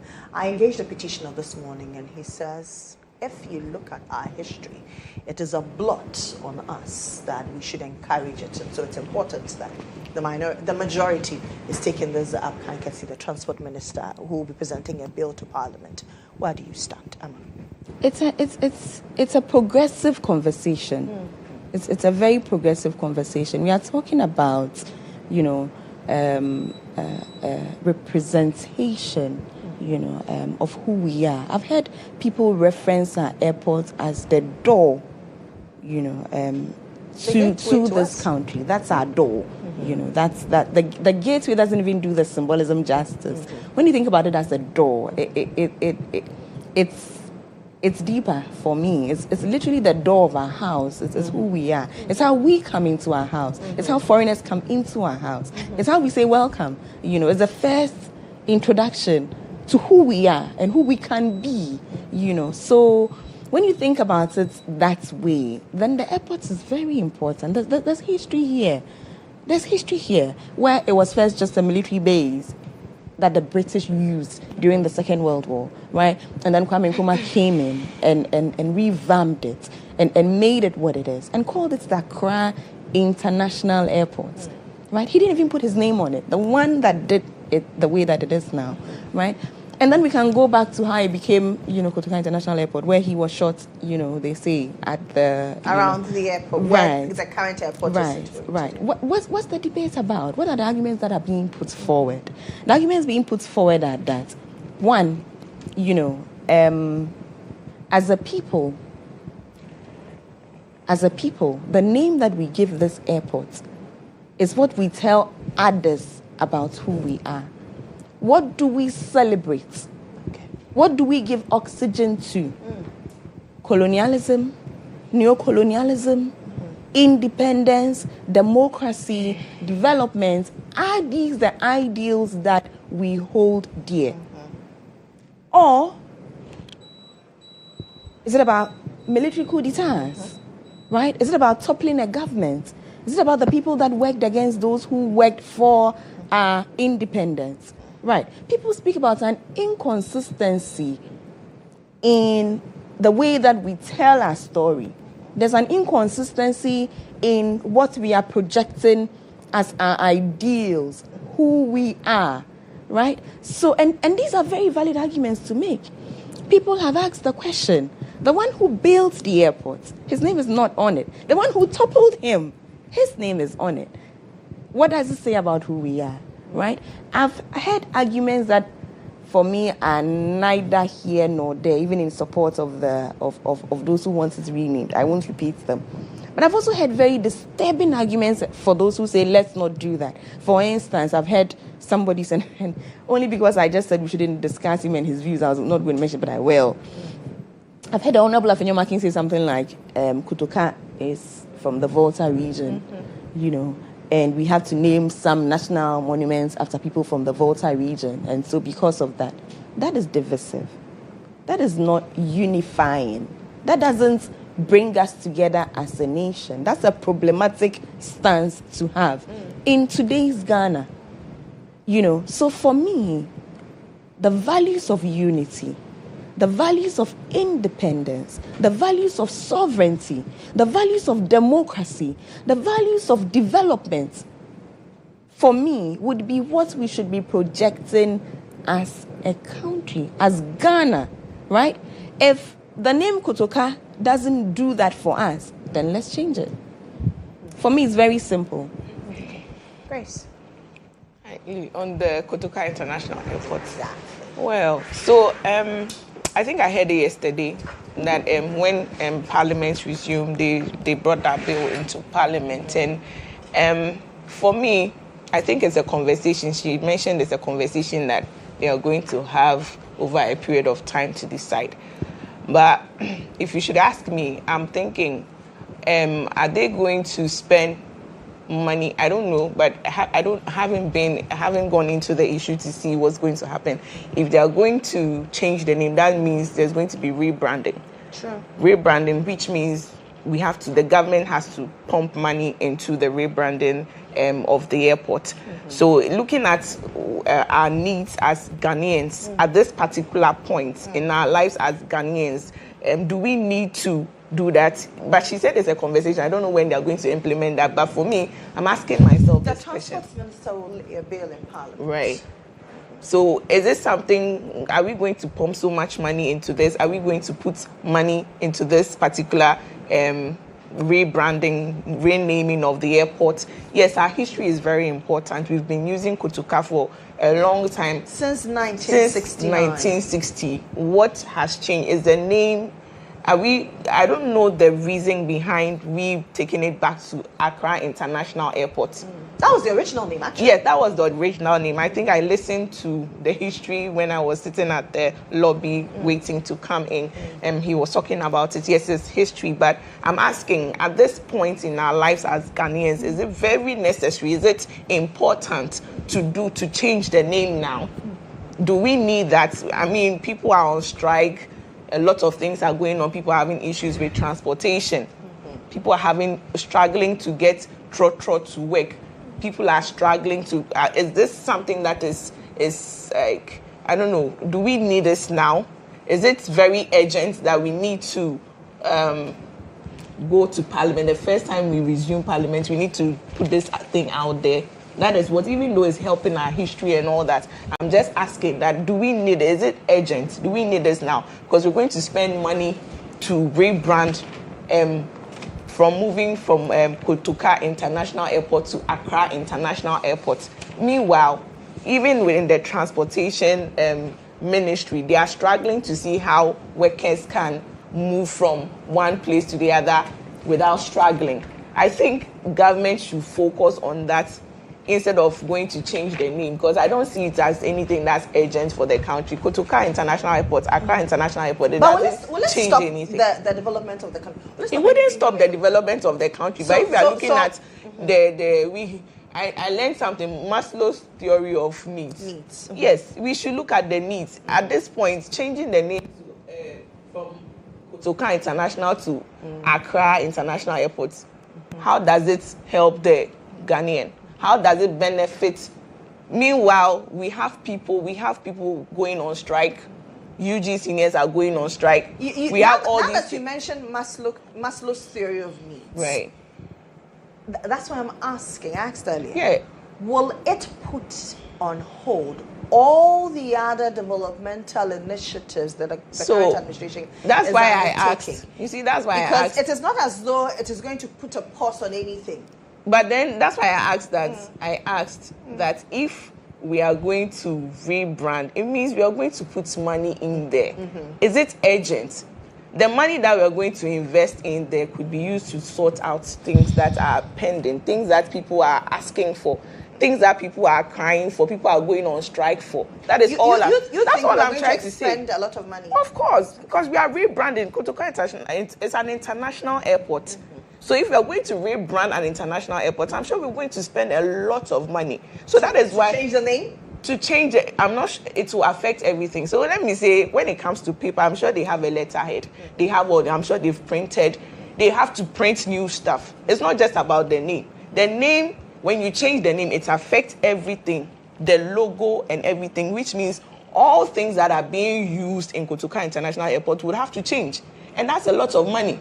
So I'm saying at this point, Kotoka International Airport, Accra International Airport, yes, is it urgent? Do we need this now when people are crying? People need proper buses to go to work.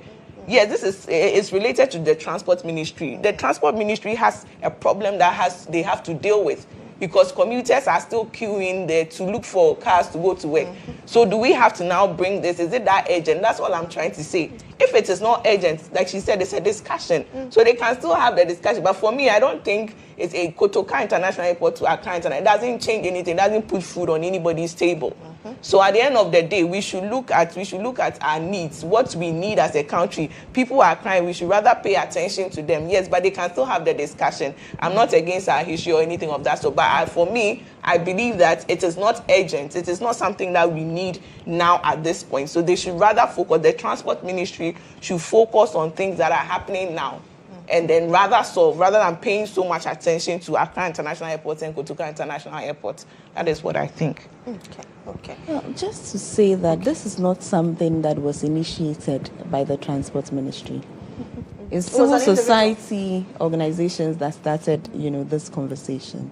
And it's taken on a life of its own. It's become pretty topical. It's traveled all the way to Parliament, and it's found itself in the corridors of Parliament. It's been, widely debated, widely, spoken about. But just to make the point that our history is about our now. Our history is about our tomorrow.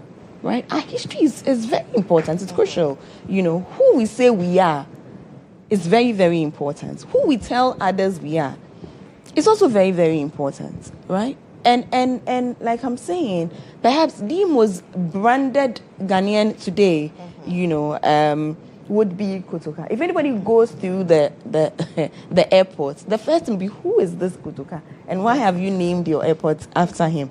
The person goes and does a little Google search and finds out that this is the person that toppled the Osajifo. This is a country that holds the Osajifo in such high esteem, right? And so the person will be wondering, they love the Osajifo, Dr. Kwame Nkrumah, and they are celebrating the person who toppled him. Where is the consistency? Who are we? What do we hold dear? What do we value? I think it's a very important conversation, and for me, it's a worthy one. It's a worthy one to be had. Okay, so Grace, there's something I found here. So the Kotoka International Airport doesn't have a standalone logo. It writes on the back of the Ghana Airports Company Limited. That's so on its official website, on documents, it is the Ghana Airports Company Limited. Then there's the Kotoka International. So it doesn't have official branded items. Yeah, but I'm sure still. No, I'm not debunking or trying to belabor the point. I'm only trying to. Thank you for that. Inform. Yeah. Okay, let's talk about President Mohammed being named the 5th change maker in the world. I'm sure the NPP will. I think you should give the honors to our lady to really dissect it for us to understand. Yeah. No, I want to come to you. I wish you would give the platform. No, I would be very happy to do this for me. Just congratulate him and let's move on. We should yes, I would do that. But I wish, I read it briefly. So I wish you would give her the opportunity, because I really want to understand. Not from a bad place. But it is not the government of the day. Oh no, I know, but yeah, it's an achievement to them. So I'm sure they have they would want to really talk about it. But first, I will congratulate him. But I will wish you give her the chance to let us know the change maker and all that. She should. No, but if the change maker was given to him by his government, his party, his administration, then they will have the parameters for being the change maker. But really, why are we? I'm just saying you should. No, you're saying I should give it to so that spouse. That's what I'm saying. Exactly, it didn't come from them. The administration. Right. I was just trying to give her I know what so you're that she trying can just to educate us on. Of course. But that's all I'm trying to know. But I'm sure they know everything that went in for him to be there. That's all. This is not an argument. I'm just trying to give her the platform to talk more about it. I will just she will talk more about it. So you can let her. No, I want to start from you. Gracie. Okay. Anyway, so I want to say a big congratulations to him. I think I read. I wish you. Let me just go through. Okay, that you see that the reason why I said you should give her because I wanted to pick they have certain criteria that they use to. But it is not from them. I know. But see, I was just trying to. Lily, why are you making this difficult?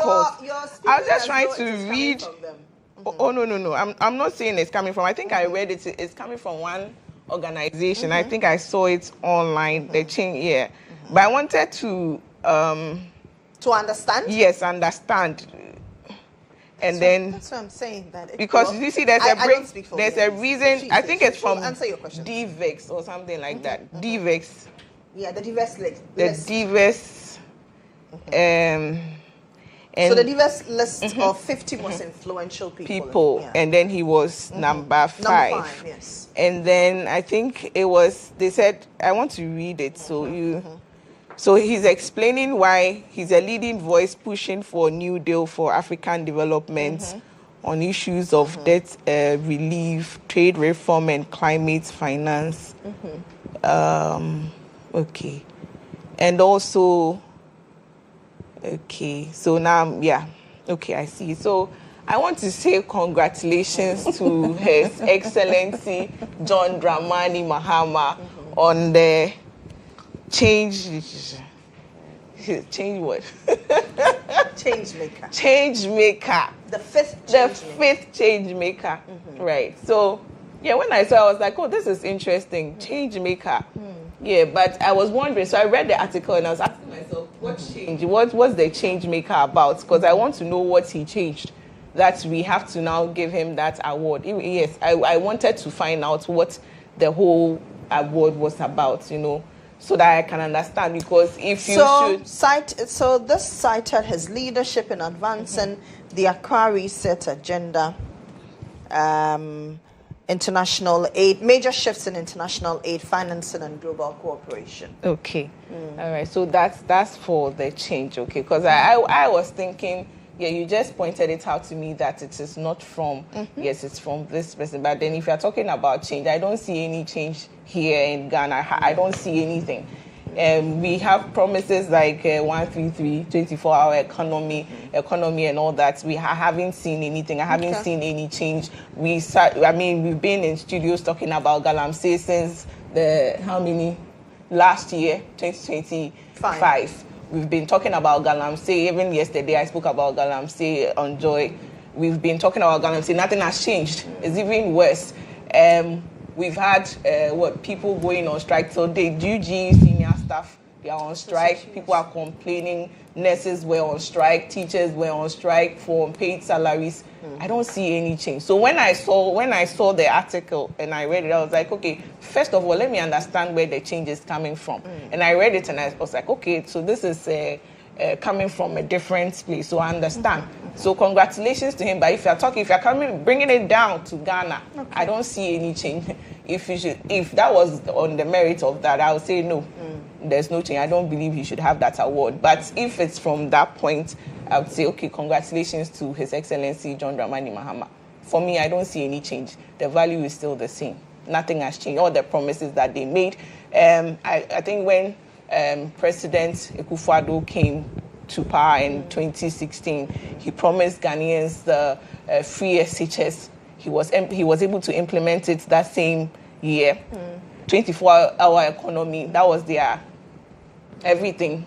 Campaign on 24-hour economy. We haven't seen anything till date. So if you ask me, if you're telling me he's a change maker, 5th on the list, I don't see any change. But then we read the article and now we understand that it is not in that regard. So congratulations to His Excellency John Dramani Mahama.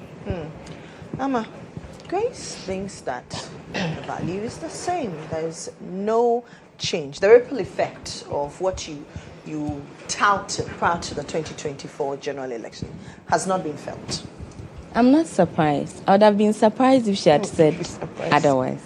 So it's in perfect keeping with Grace. That is why I say you should give her the chance to talk.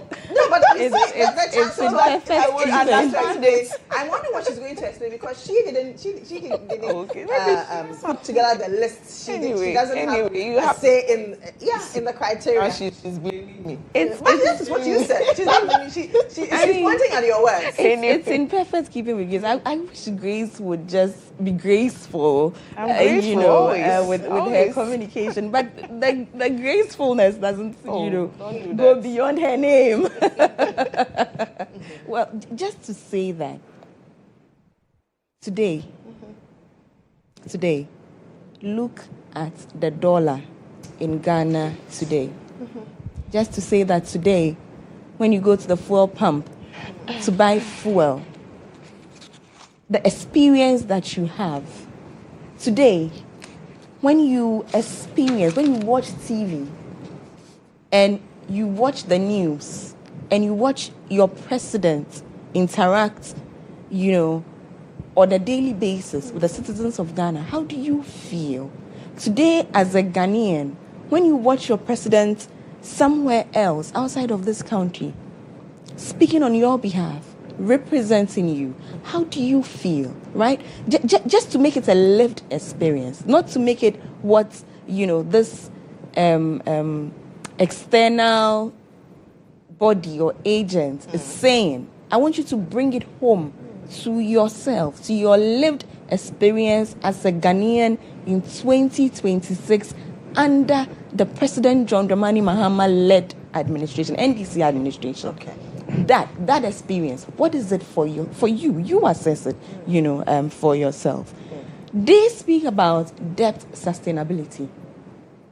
They speak about financing infrastructure. They speak about regional economic integration, right? All of these things that they speak about. It's at the top. For most of us, these are theories. It's all up there, up there in the sky, right?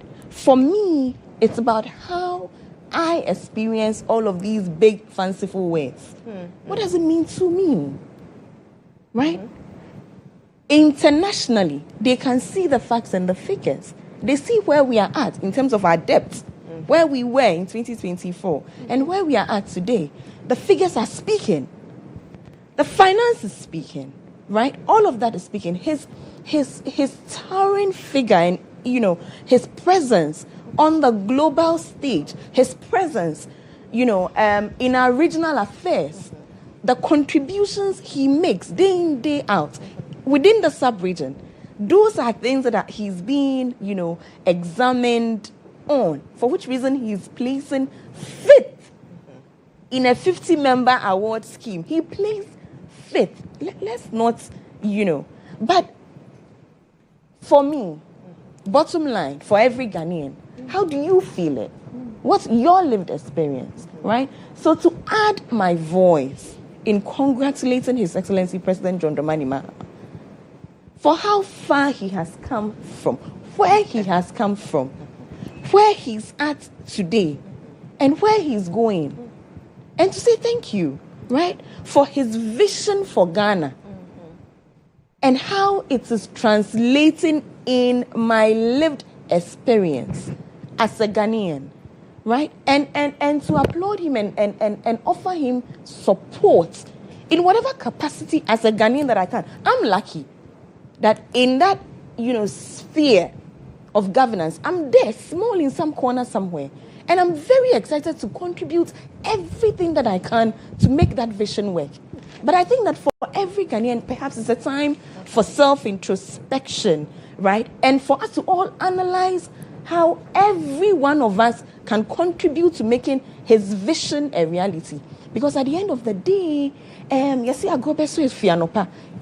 now, even today, look at how we're experiencing his governance. So if everything he has in his dream, every vision that he has, imagine every one of those visions being actualized, right?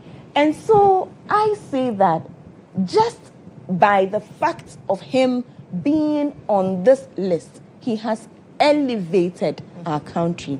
Today, when Ghana is being discussed in reference to a president that is scoring fifth in an exam of global leaders, global entrepreneurs, global business icons. 50. Our president is number 5. We didn't give him that. A U.S. agency gave him that position. I'm excited as a Ghanaian. It's a great time to be Ghanaian. I'm excited. I love where it places us on the global, sphere. I love what it says about my country. I love what it says about me. But at the end of the day, I love how it reflects in my pocket. Okay. Thank you very much, ladies. It's been graceful and practical. I see what you did there. So that's a great success, Mommy.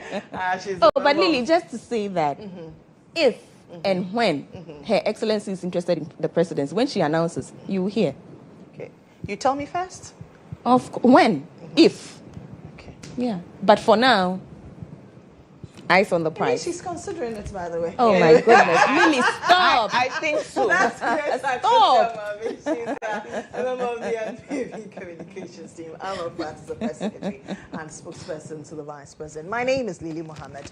I am back shortly. When I come back, I'll talk to you about some of the gifts you can give your significant other in Valentine. There's a month of love. I'll tell you about Caveman Erotica.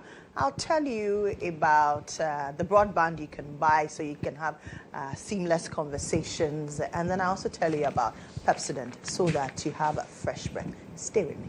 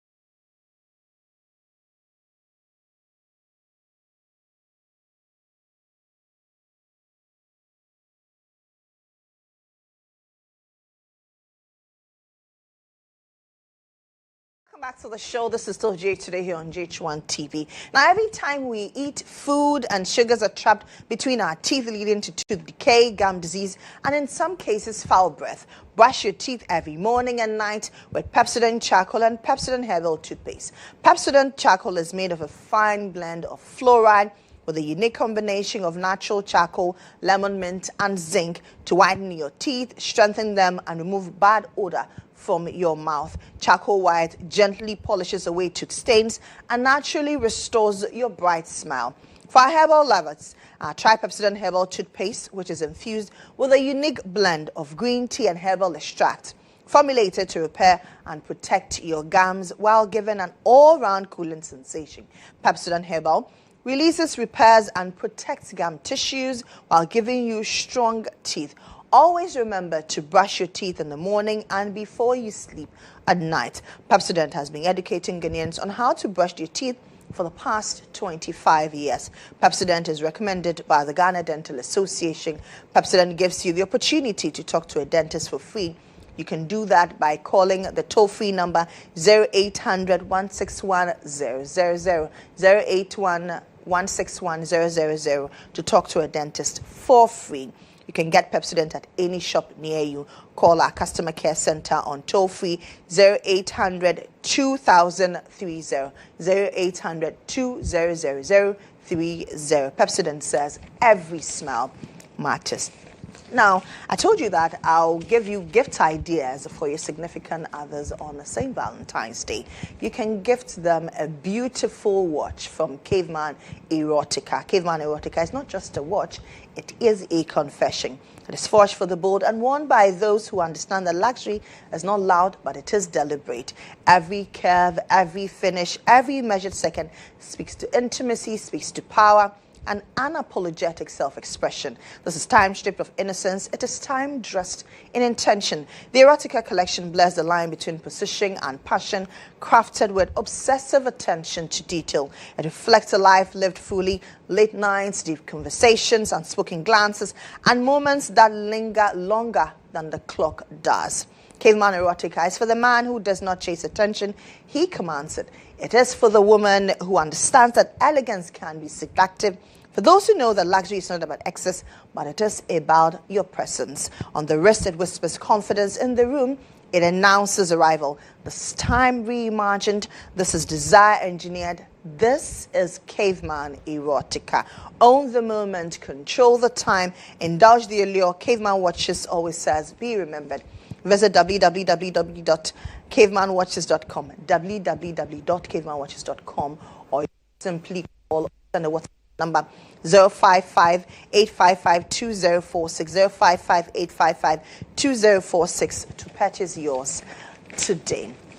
So today, if you're a young entrepreneur, a woman building something remarkable, or running an SME ready to expand across borders, this is your moment. Under the patronage of His Excellency John Dramani Mohammed, the President of the Republic of Ghana, and in partnership with the Africa Continental Free Trade Secretariat, the Africa Prosperity Network presents the Africa Prosperity Dialogue 2026 under the theme Empowering SMEs, Women and Youth in Africa's Single Market. Innovate, collaborate and trade. This all-important African meeting takes place at the Accra International Conference Center from today, the 4th of February, all through till Friday, the 6th of February, 2026. The three-day Africa Prosperity Dialogue 2026 will be accompanied by the Projet Afrique exhibition, and the event will culminate with the Africa Prosperity Champion Awards and Gala Dinner at the Kempinski Hotel on Friday, the 6th of February 2026. Network with leading investors, access real funding, and learn how to trade across Africa's market of 1.5 billion consumers. This is not just another conference, it is your avenue to continental success. Register now at africaprosperitynetwork.com or send a WhatsApp to the number 0536 098 325. Now, talking about Africa and how we can build ourselves, a gentleman is promoting the African heritage. He is Moses Siloko Siasia. He is an entrepreneur, a Pan-Africanist, the chairman of Heritage Times, the chairman of Mosilo Group of Companies, and the convener of Afri Heritage. Good morning. Thank you for having me. You're welcome. You're most welcome. Thank you. Afri Heritage. is coined from Africa and our heritage. What birthed this idea? Well, you would agree with me that it's high time we, galvanize the strength and idealism and also the potentials that we have, enormous potentials that we have in the African space, and also look at how we can, further project and retell our story as Africans. The most beautiful people in the world today are Africans. That's true. The best, human resources that you can find on earth is in Africa. So, but we must tell our stories. We must come together as a people. And that's what the Afri-Heritage is all about, like African heritage. Bringing the African heritage to also look at, what we can do to improve the lives and moral living of our people across the African continent, and what we can also do to project the African heritage, and also look at possible strategic investment that we can collectively tap from the African continent. So that's what the African heritage is all about. Heritage Times. It's an online media platform, a digital media platform. So we came up with this idea of the Afri-Heritage. So Afri-Heritage, we have the Afri-Heritage magazine, an annual magazine that is published. I have a copy, yes. That is published over 200,000 copies every year and distributed across Africa and also in diaspora.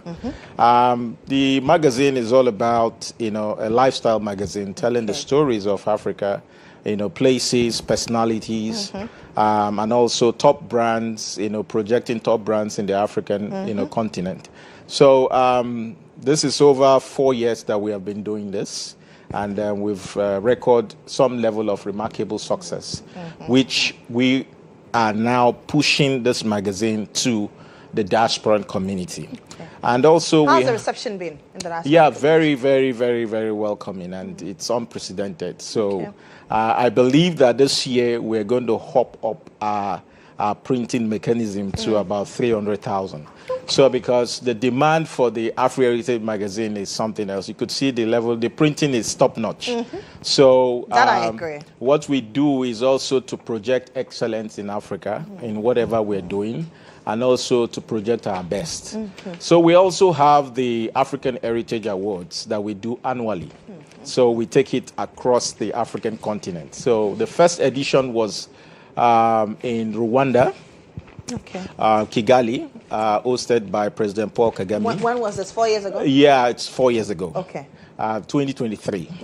So we had the second edition in Lagos, Nigeria, with the support of the Nigerian government, and it was a very, very huge, attendance that we have across the African continent. We also, from Lagos, we went to Marrakesh, Morocco, the Kingdom of Morocco. We were very well received, and the participation in Morocco was unprecedented. So we're also in 2026 coming to Ghana, because the government of Ghana, with the President Mahama, who happens to be an awardee of the Afri-Heritage platform, has actually showcased his willingness to host the 2026 edition. So it's work in progress. On the 11th of April, we're going to have that event in Ghana here. So we're expecting over 1,000 people coming for this award all over the world. All over the world. So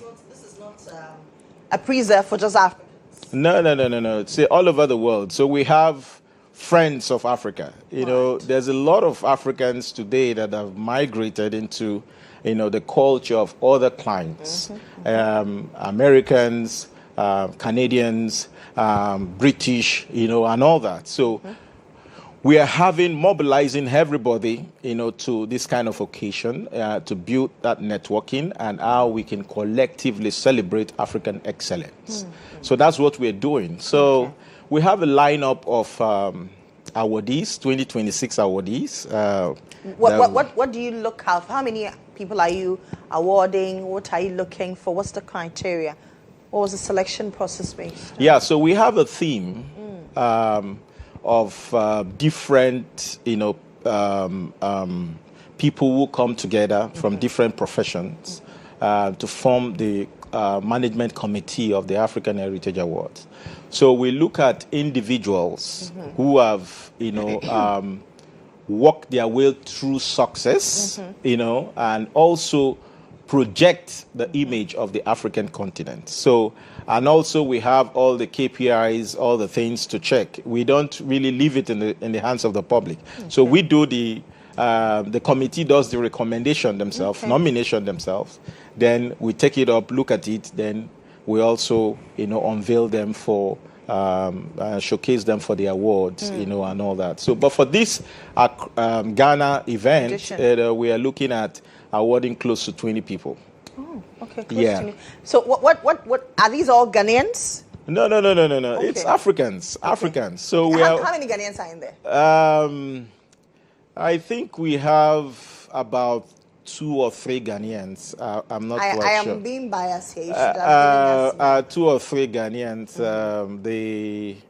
The Minister for Culture is also an awardee. Okay, Ablaji Fagomashi. Yeah, so it's not because she's a minister that we're giving her the awards. We've looked at her antecedents and what she's done even before she got into office. Even as a member of parliament. That is true. She's done a lot to impact lives. So those are the KPIs we use to measure, our nomination, for this award. So she scaled through the management committee of the award, recommended, approved our nomination. So we're also looking at, for media, my very good friend also met the standard that we have actually set up, Mr. Bollare.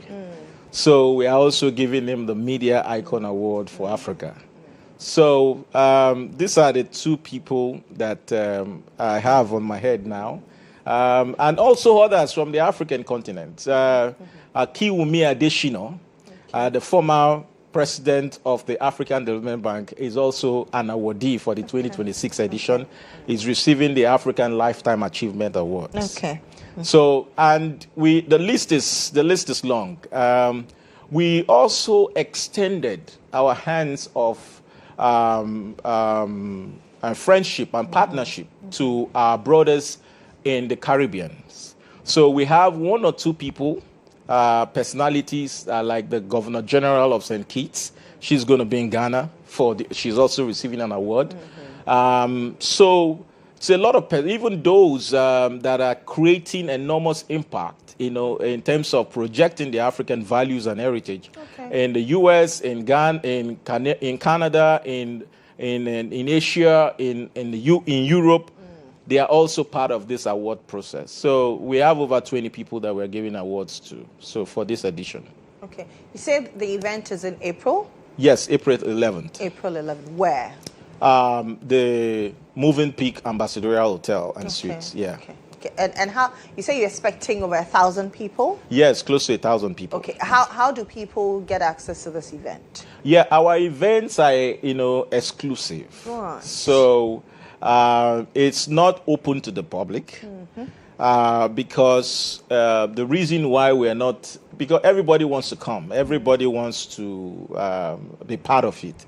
But we try as much as possible to streamline it so that it can be very, very, well organized. We don't want to do something like a crusade, show that we have political strength or whatever. But we just want to have the level of personalities that we need in the hall. So people sign up or register to participate. So anybody that wants to be part of this, can reach my office here in Ghana.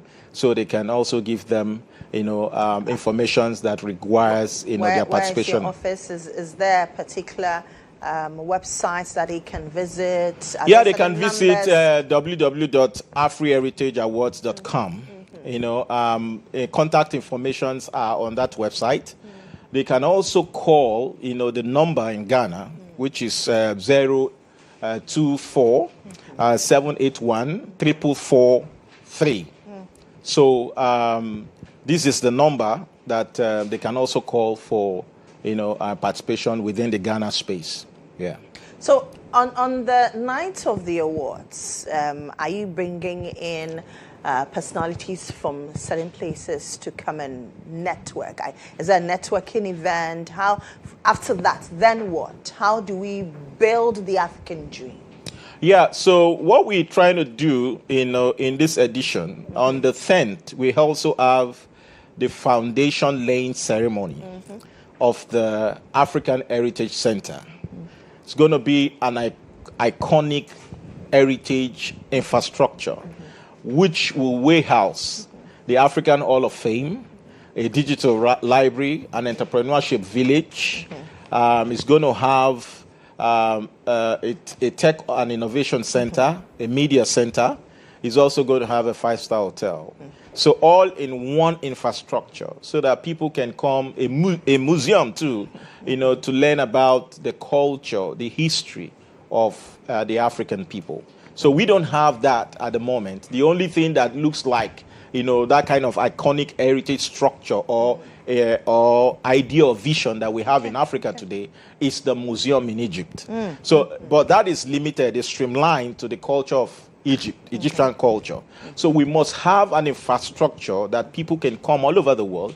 There are people in the US, there are people in the UK, there are people in Canada, there are people in China, Africans that don't really know their roots.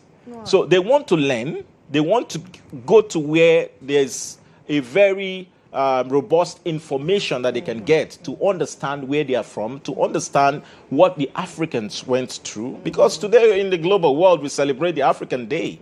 So we are celebrating the African Day. There's no institution of learning, institution of acquiring knowledge, or building oneself to understand the culture and traditions of the African people. There's no institution called like that. So what we are doing is to institutionalize that, to see how we can bring people all over the world, mostly Africans residing in diaspora, to come and learn from the African Heritage Center, and also get knowledge about their roots and all that. So we have a very assembly of professionals and institutions that we have put in place to bring about this to reality. So on the 10th, we are going to have that foundation laying ceremony. Then on the 11th, we are going to have the awards. So the awards is like also a networking opportunity, because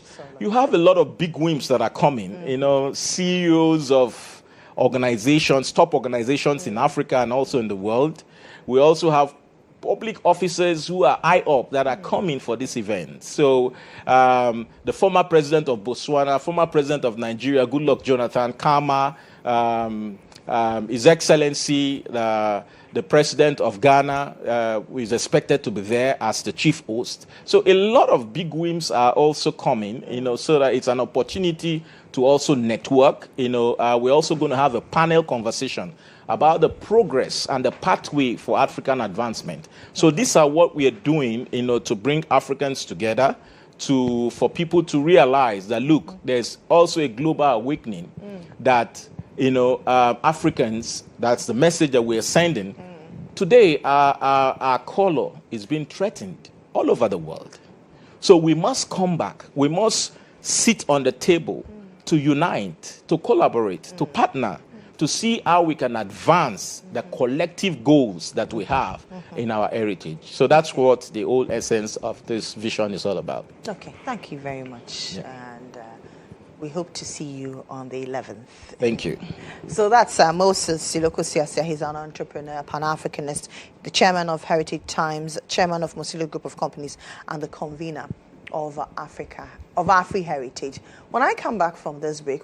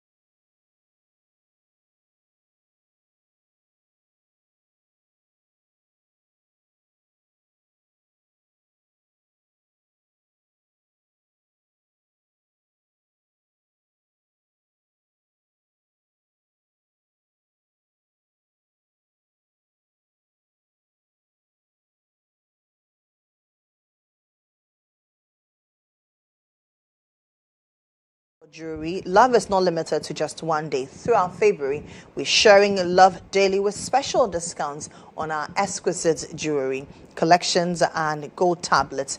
Whether you are treating yourself or shopping for your partner, family, or friends, there's something beautiful waiting for you at Kodjo Jewelry. Do not wait for Valentine's Day alone. Enjoy exclusive February deals and celebrate love all month long. We start in February by loving ourselves. Kodjo Jewelry says self-love is the best love. And so this week, we have a special self-love gold deals just for you. Reward yourself with beautiful gold pieces all week long. Visit any Kodjo Jewelry showroom and celebrate you. This week at Kodjo Jewelry, self-love comes with special gold deals. Visit our website, jewelry.goldboard.gov.gh, jewelry.goldboard.gov.gh, and all our social media handles. We're on Facebook, we're on Instagram, we're on X and TikTok. Or you can simply call us on 055-152-2233 for any inquiry that you have. Now imagine walking into a home where nobody ever pauses what they're doing online. The girls are streaming the latest Netflix series. The special playlist is rolling. Daddy's on his usual Teams video calls. Uploads are uploading. Downloads are downloading.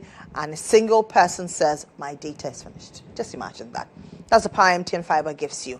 Unlimited internet for endless streaming, endless connection, endless everything for your home. Now you get to enjoy a special range of unlimited fiber internet packages whether you are new or existing customer. Just log into the My MTN app now and tap broadband, or you can simply dial *5057# *5057# to get your preferred unlimited fiber package today. This Valentine's season, connect to your home or loved one's home and stand a chance of winning amazing shopping vouchers from MTN. Just know that terms and conditions do apply. Let's talk about health.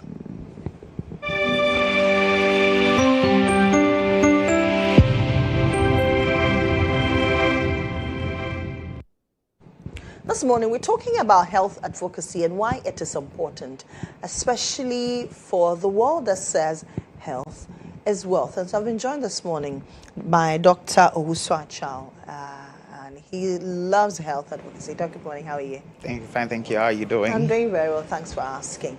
Health advocacy, is it long overdue to make it a national conversation? Yes, I strongly believe that of all the various subjects of life that could stand the threat of misinformation, health is one of the few subjects that shouldn't attempt to have any form of misinformation whatsoever. And the fact that people tend to access wrong information about their health or inaccurate information about their health is a significant problem. And I think that it's about time people start taking advantage of any avenue whatsoever to advocate for proper dissemination of accurate health information. Yeah. Do you think that advancement in the digital space is hampering healthcare? I ask this because now, anytime somebody feels a certain symptom, the first thing they do is Google it, or they even go on TikTok and watch videos of what people have said about certain conditions or certain symptoms. Right.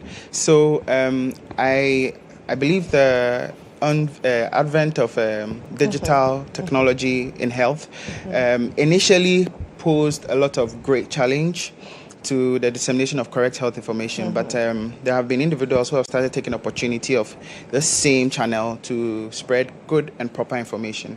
Yes, like you're saying, there's a lot of information about health out there, and some people tend to tweak the information to benefit their personal or private interests. So it's initially had that challenge of hampering proper health-seeking behavior in the average Ghanaian and people generally, because they can just go on TikTok and find something, and then it might not be accurate, but once the video has a lot of views and comments, they tend to think it might be proper. So it does pose that challenge, but there are people like us who are willing to take advantage of this same channel to push proper health information out there. Now, in pushing out proper health information, sometimes some of the issues have been largely misrepresented. For you as a health advocate, how do you simplify these, especially in certain health conditions, certain areas that have been misunderstood? Okay, so most of it depends on the channel that you have to spread this information, the amount of time you have to speak on a particular subject, and most importantly, the context.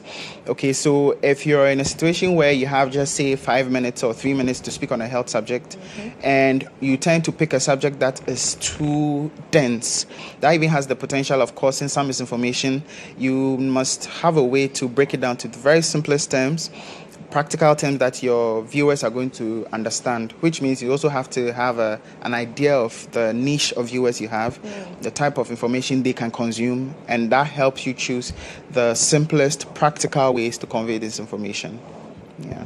Yeah, very often on air, people, when we're having shows like people call in, and very often they share certain sensitive information that is untrue. For you as an advocate, how do you respond to these situations? Okay, so I think the most important thing is to welcome any and all types of views and let the person not feel bad about their view or perspective on a health subject.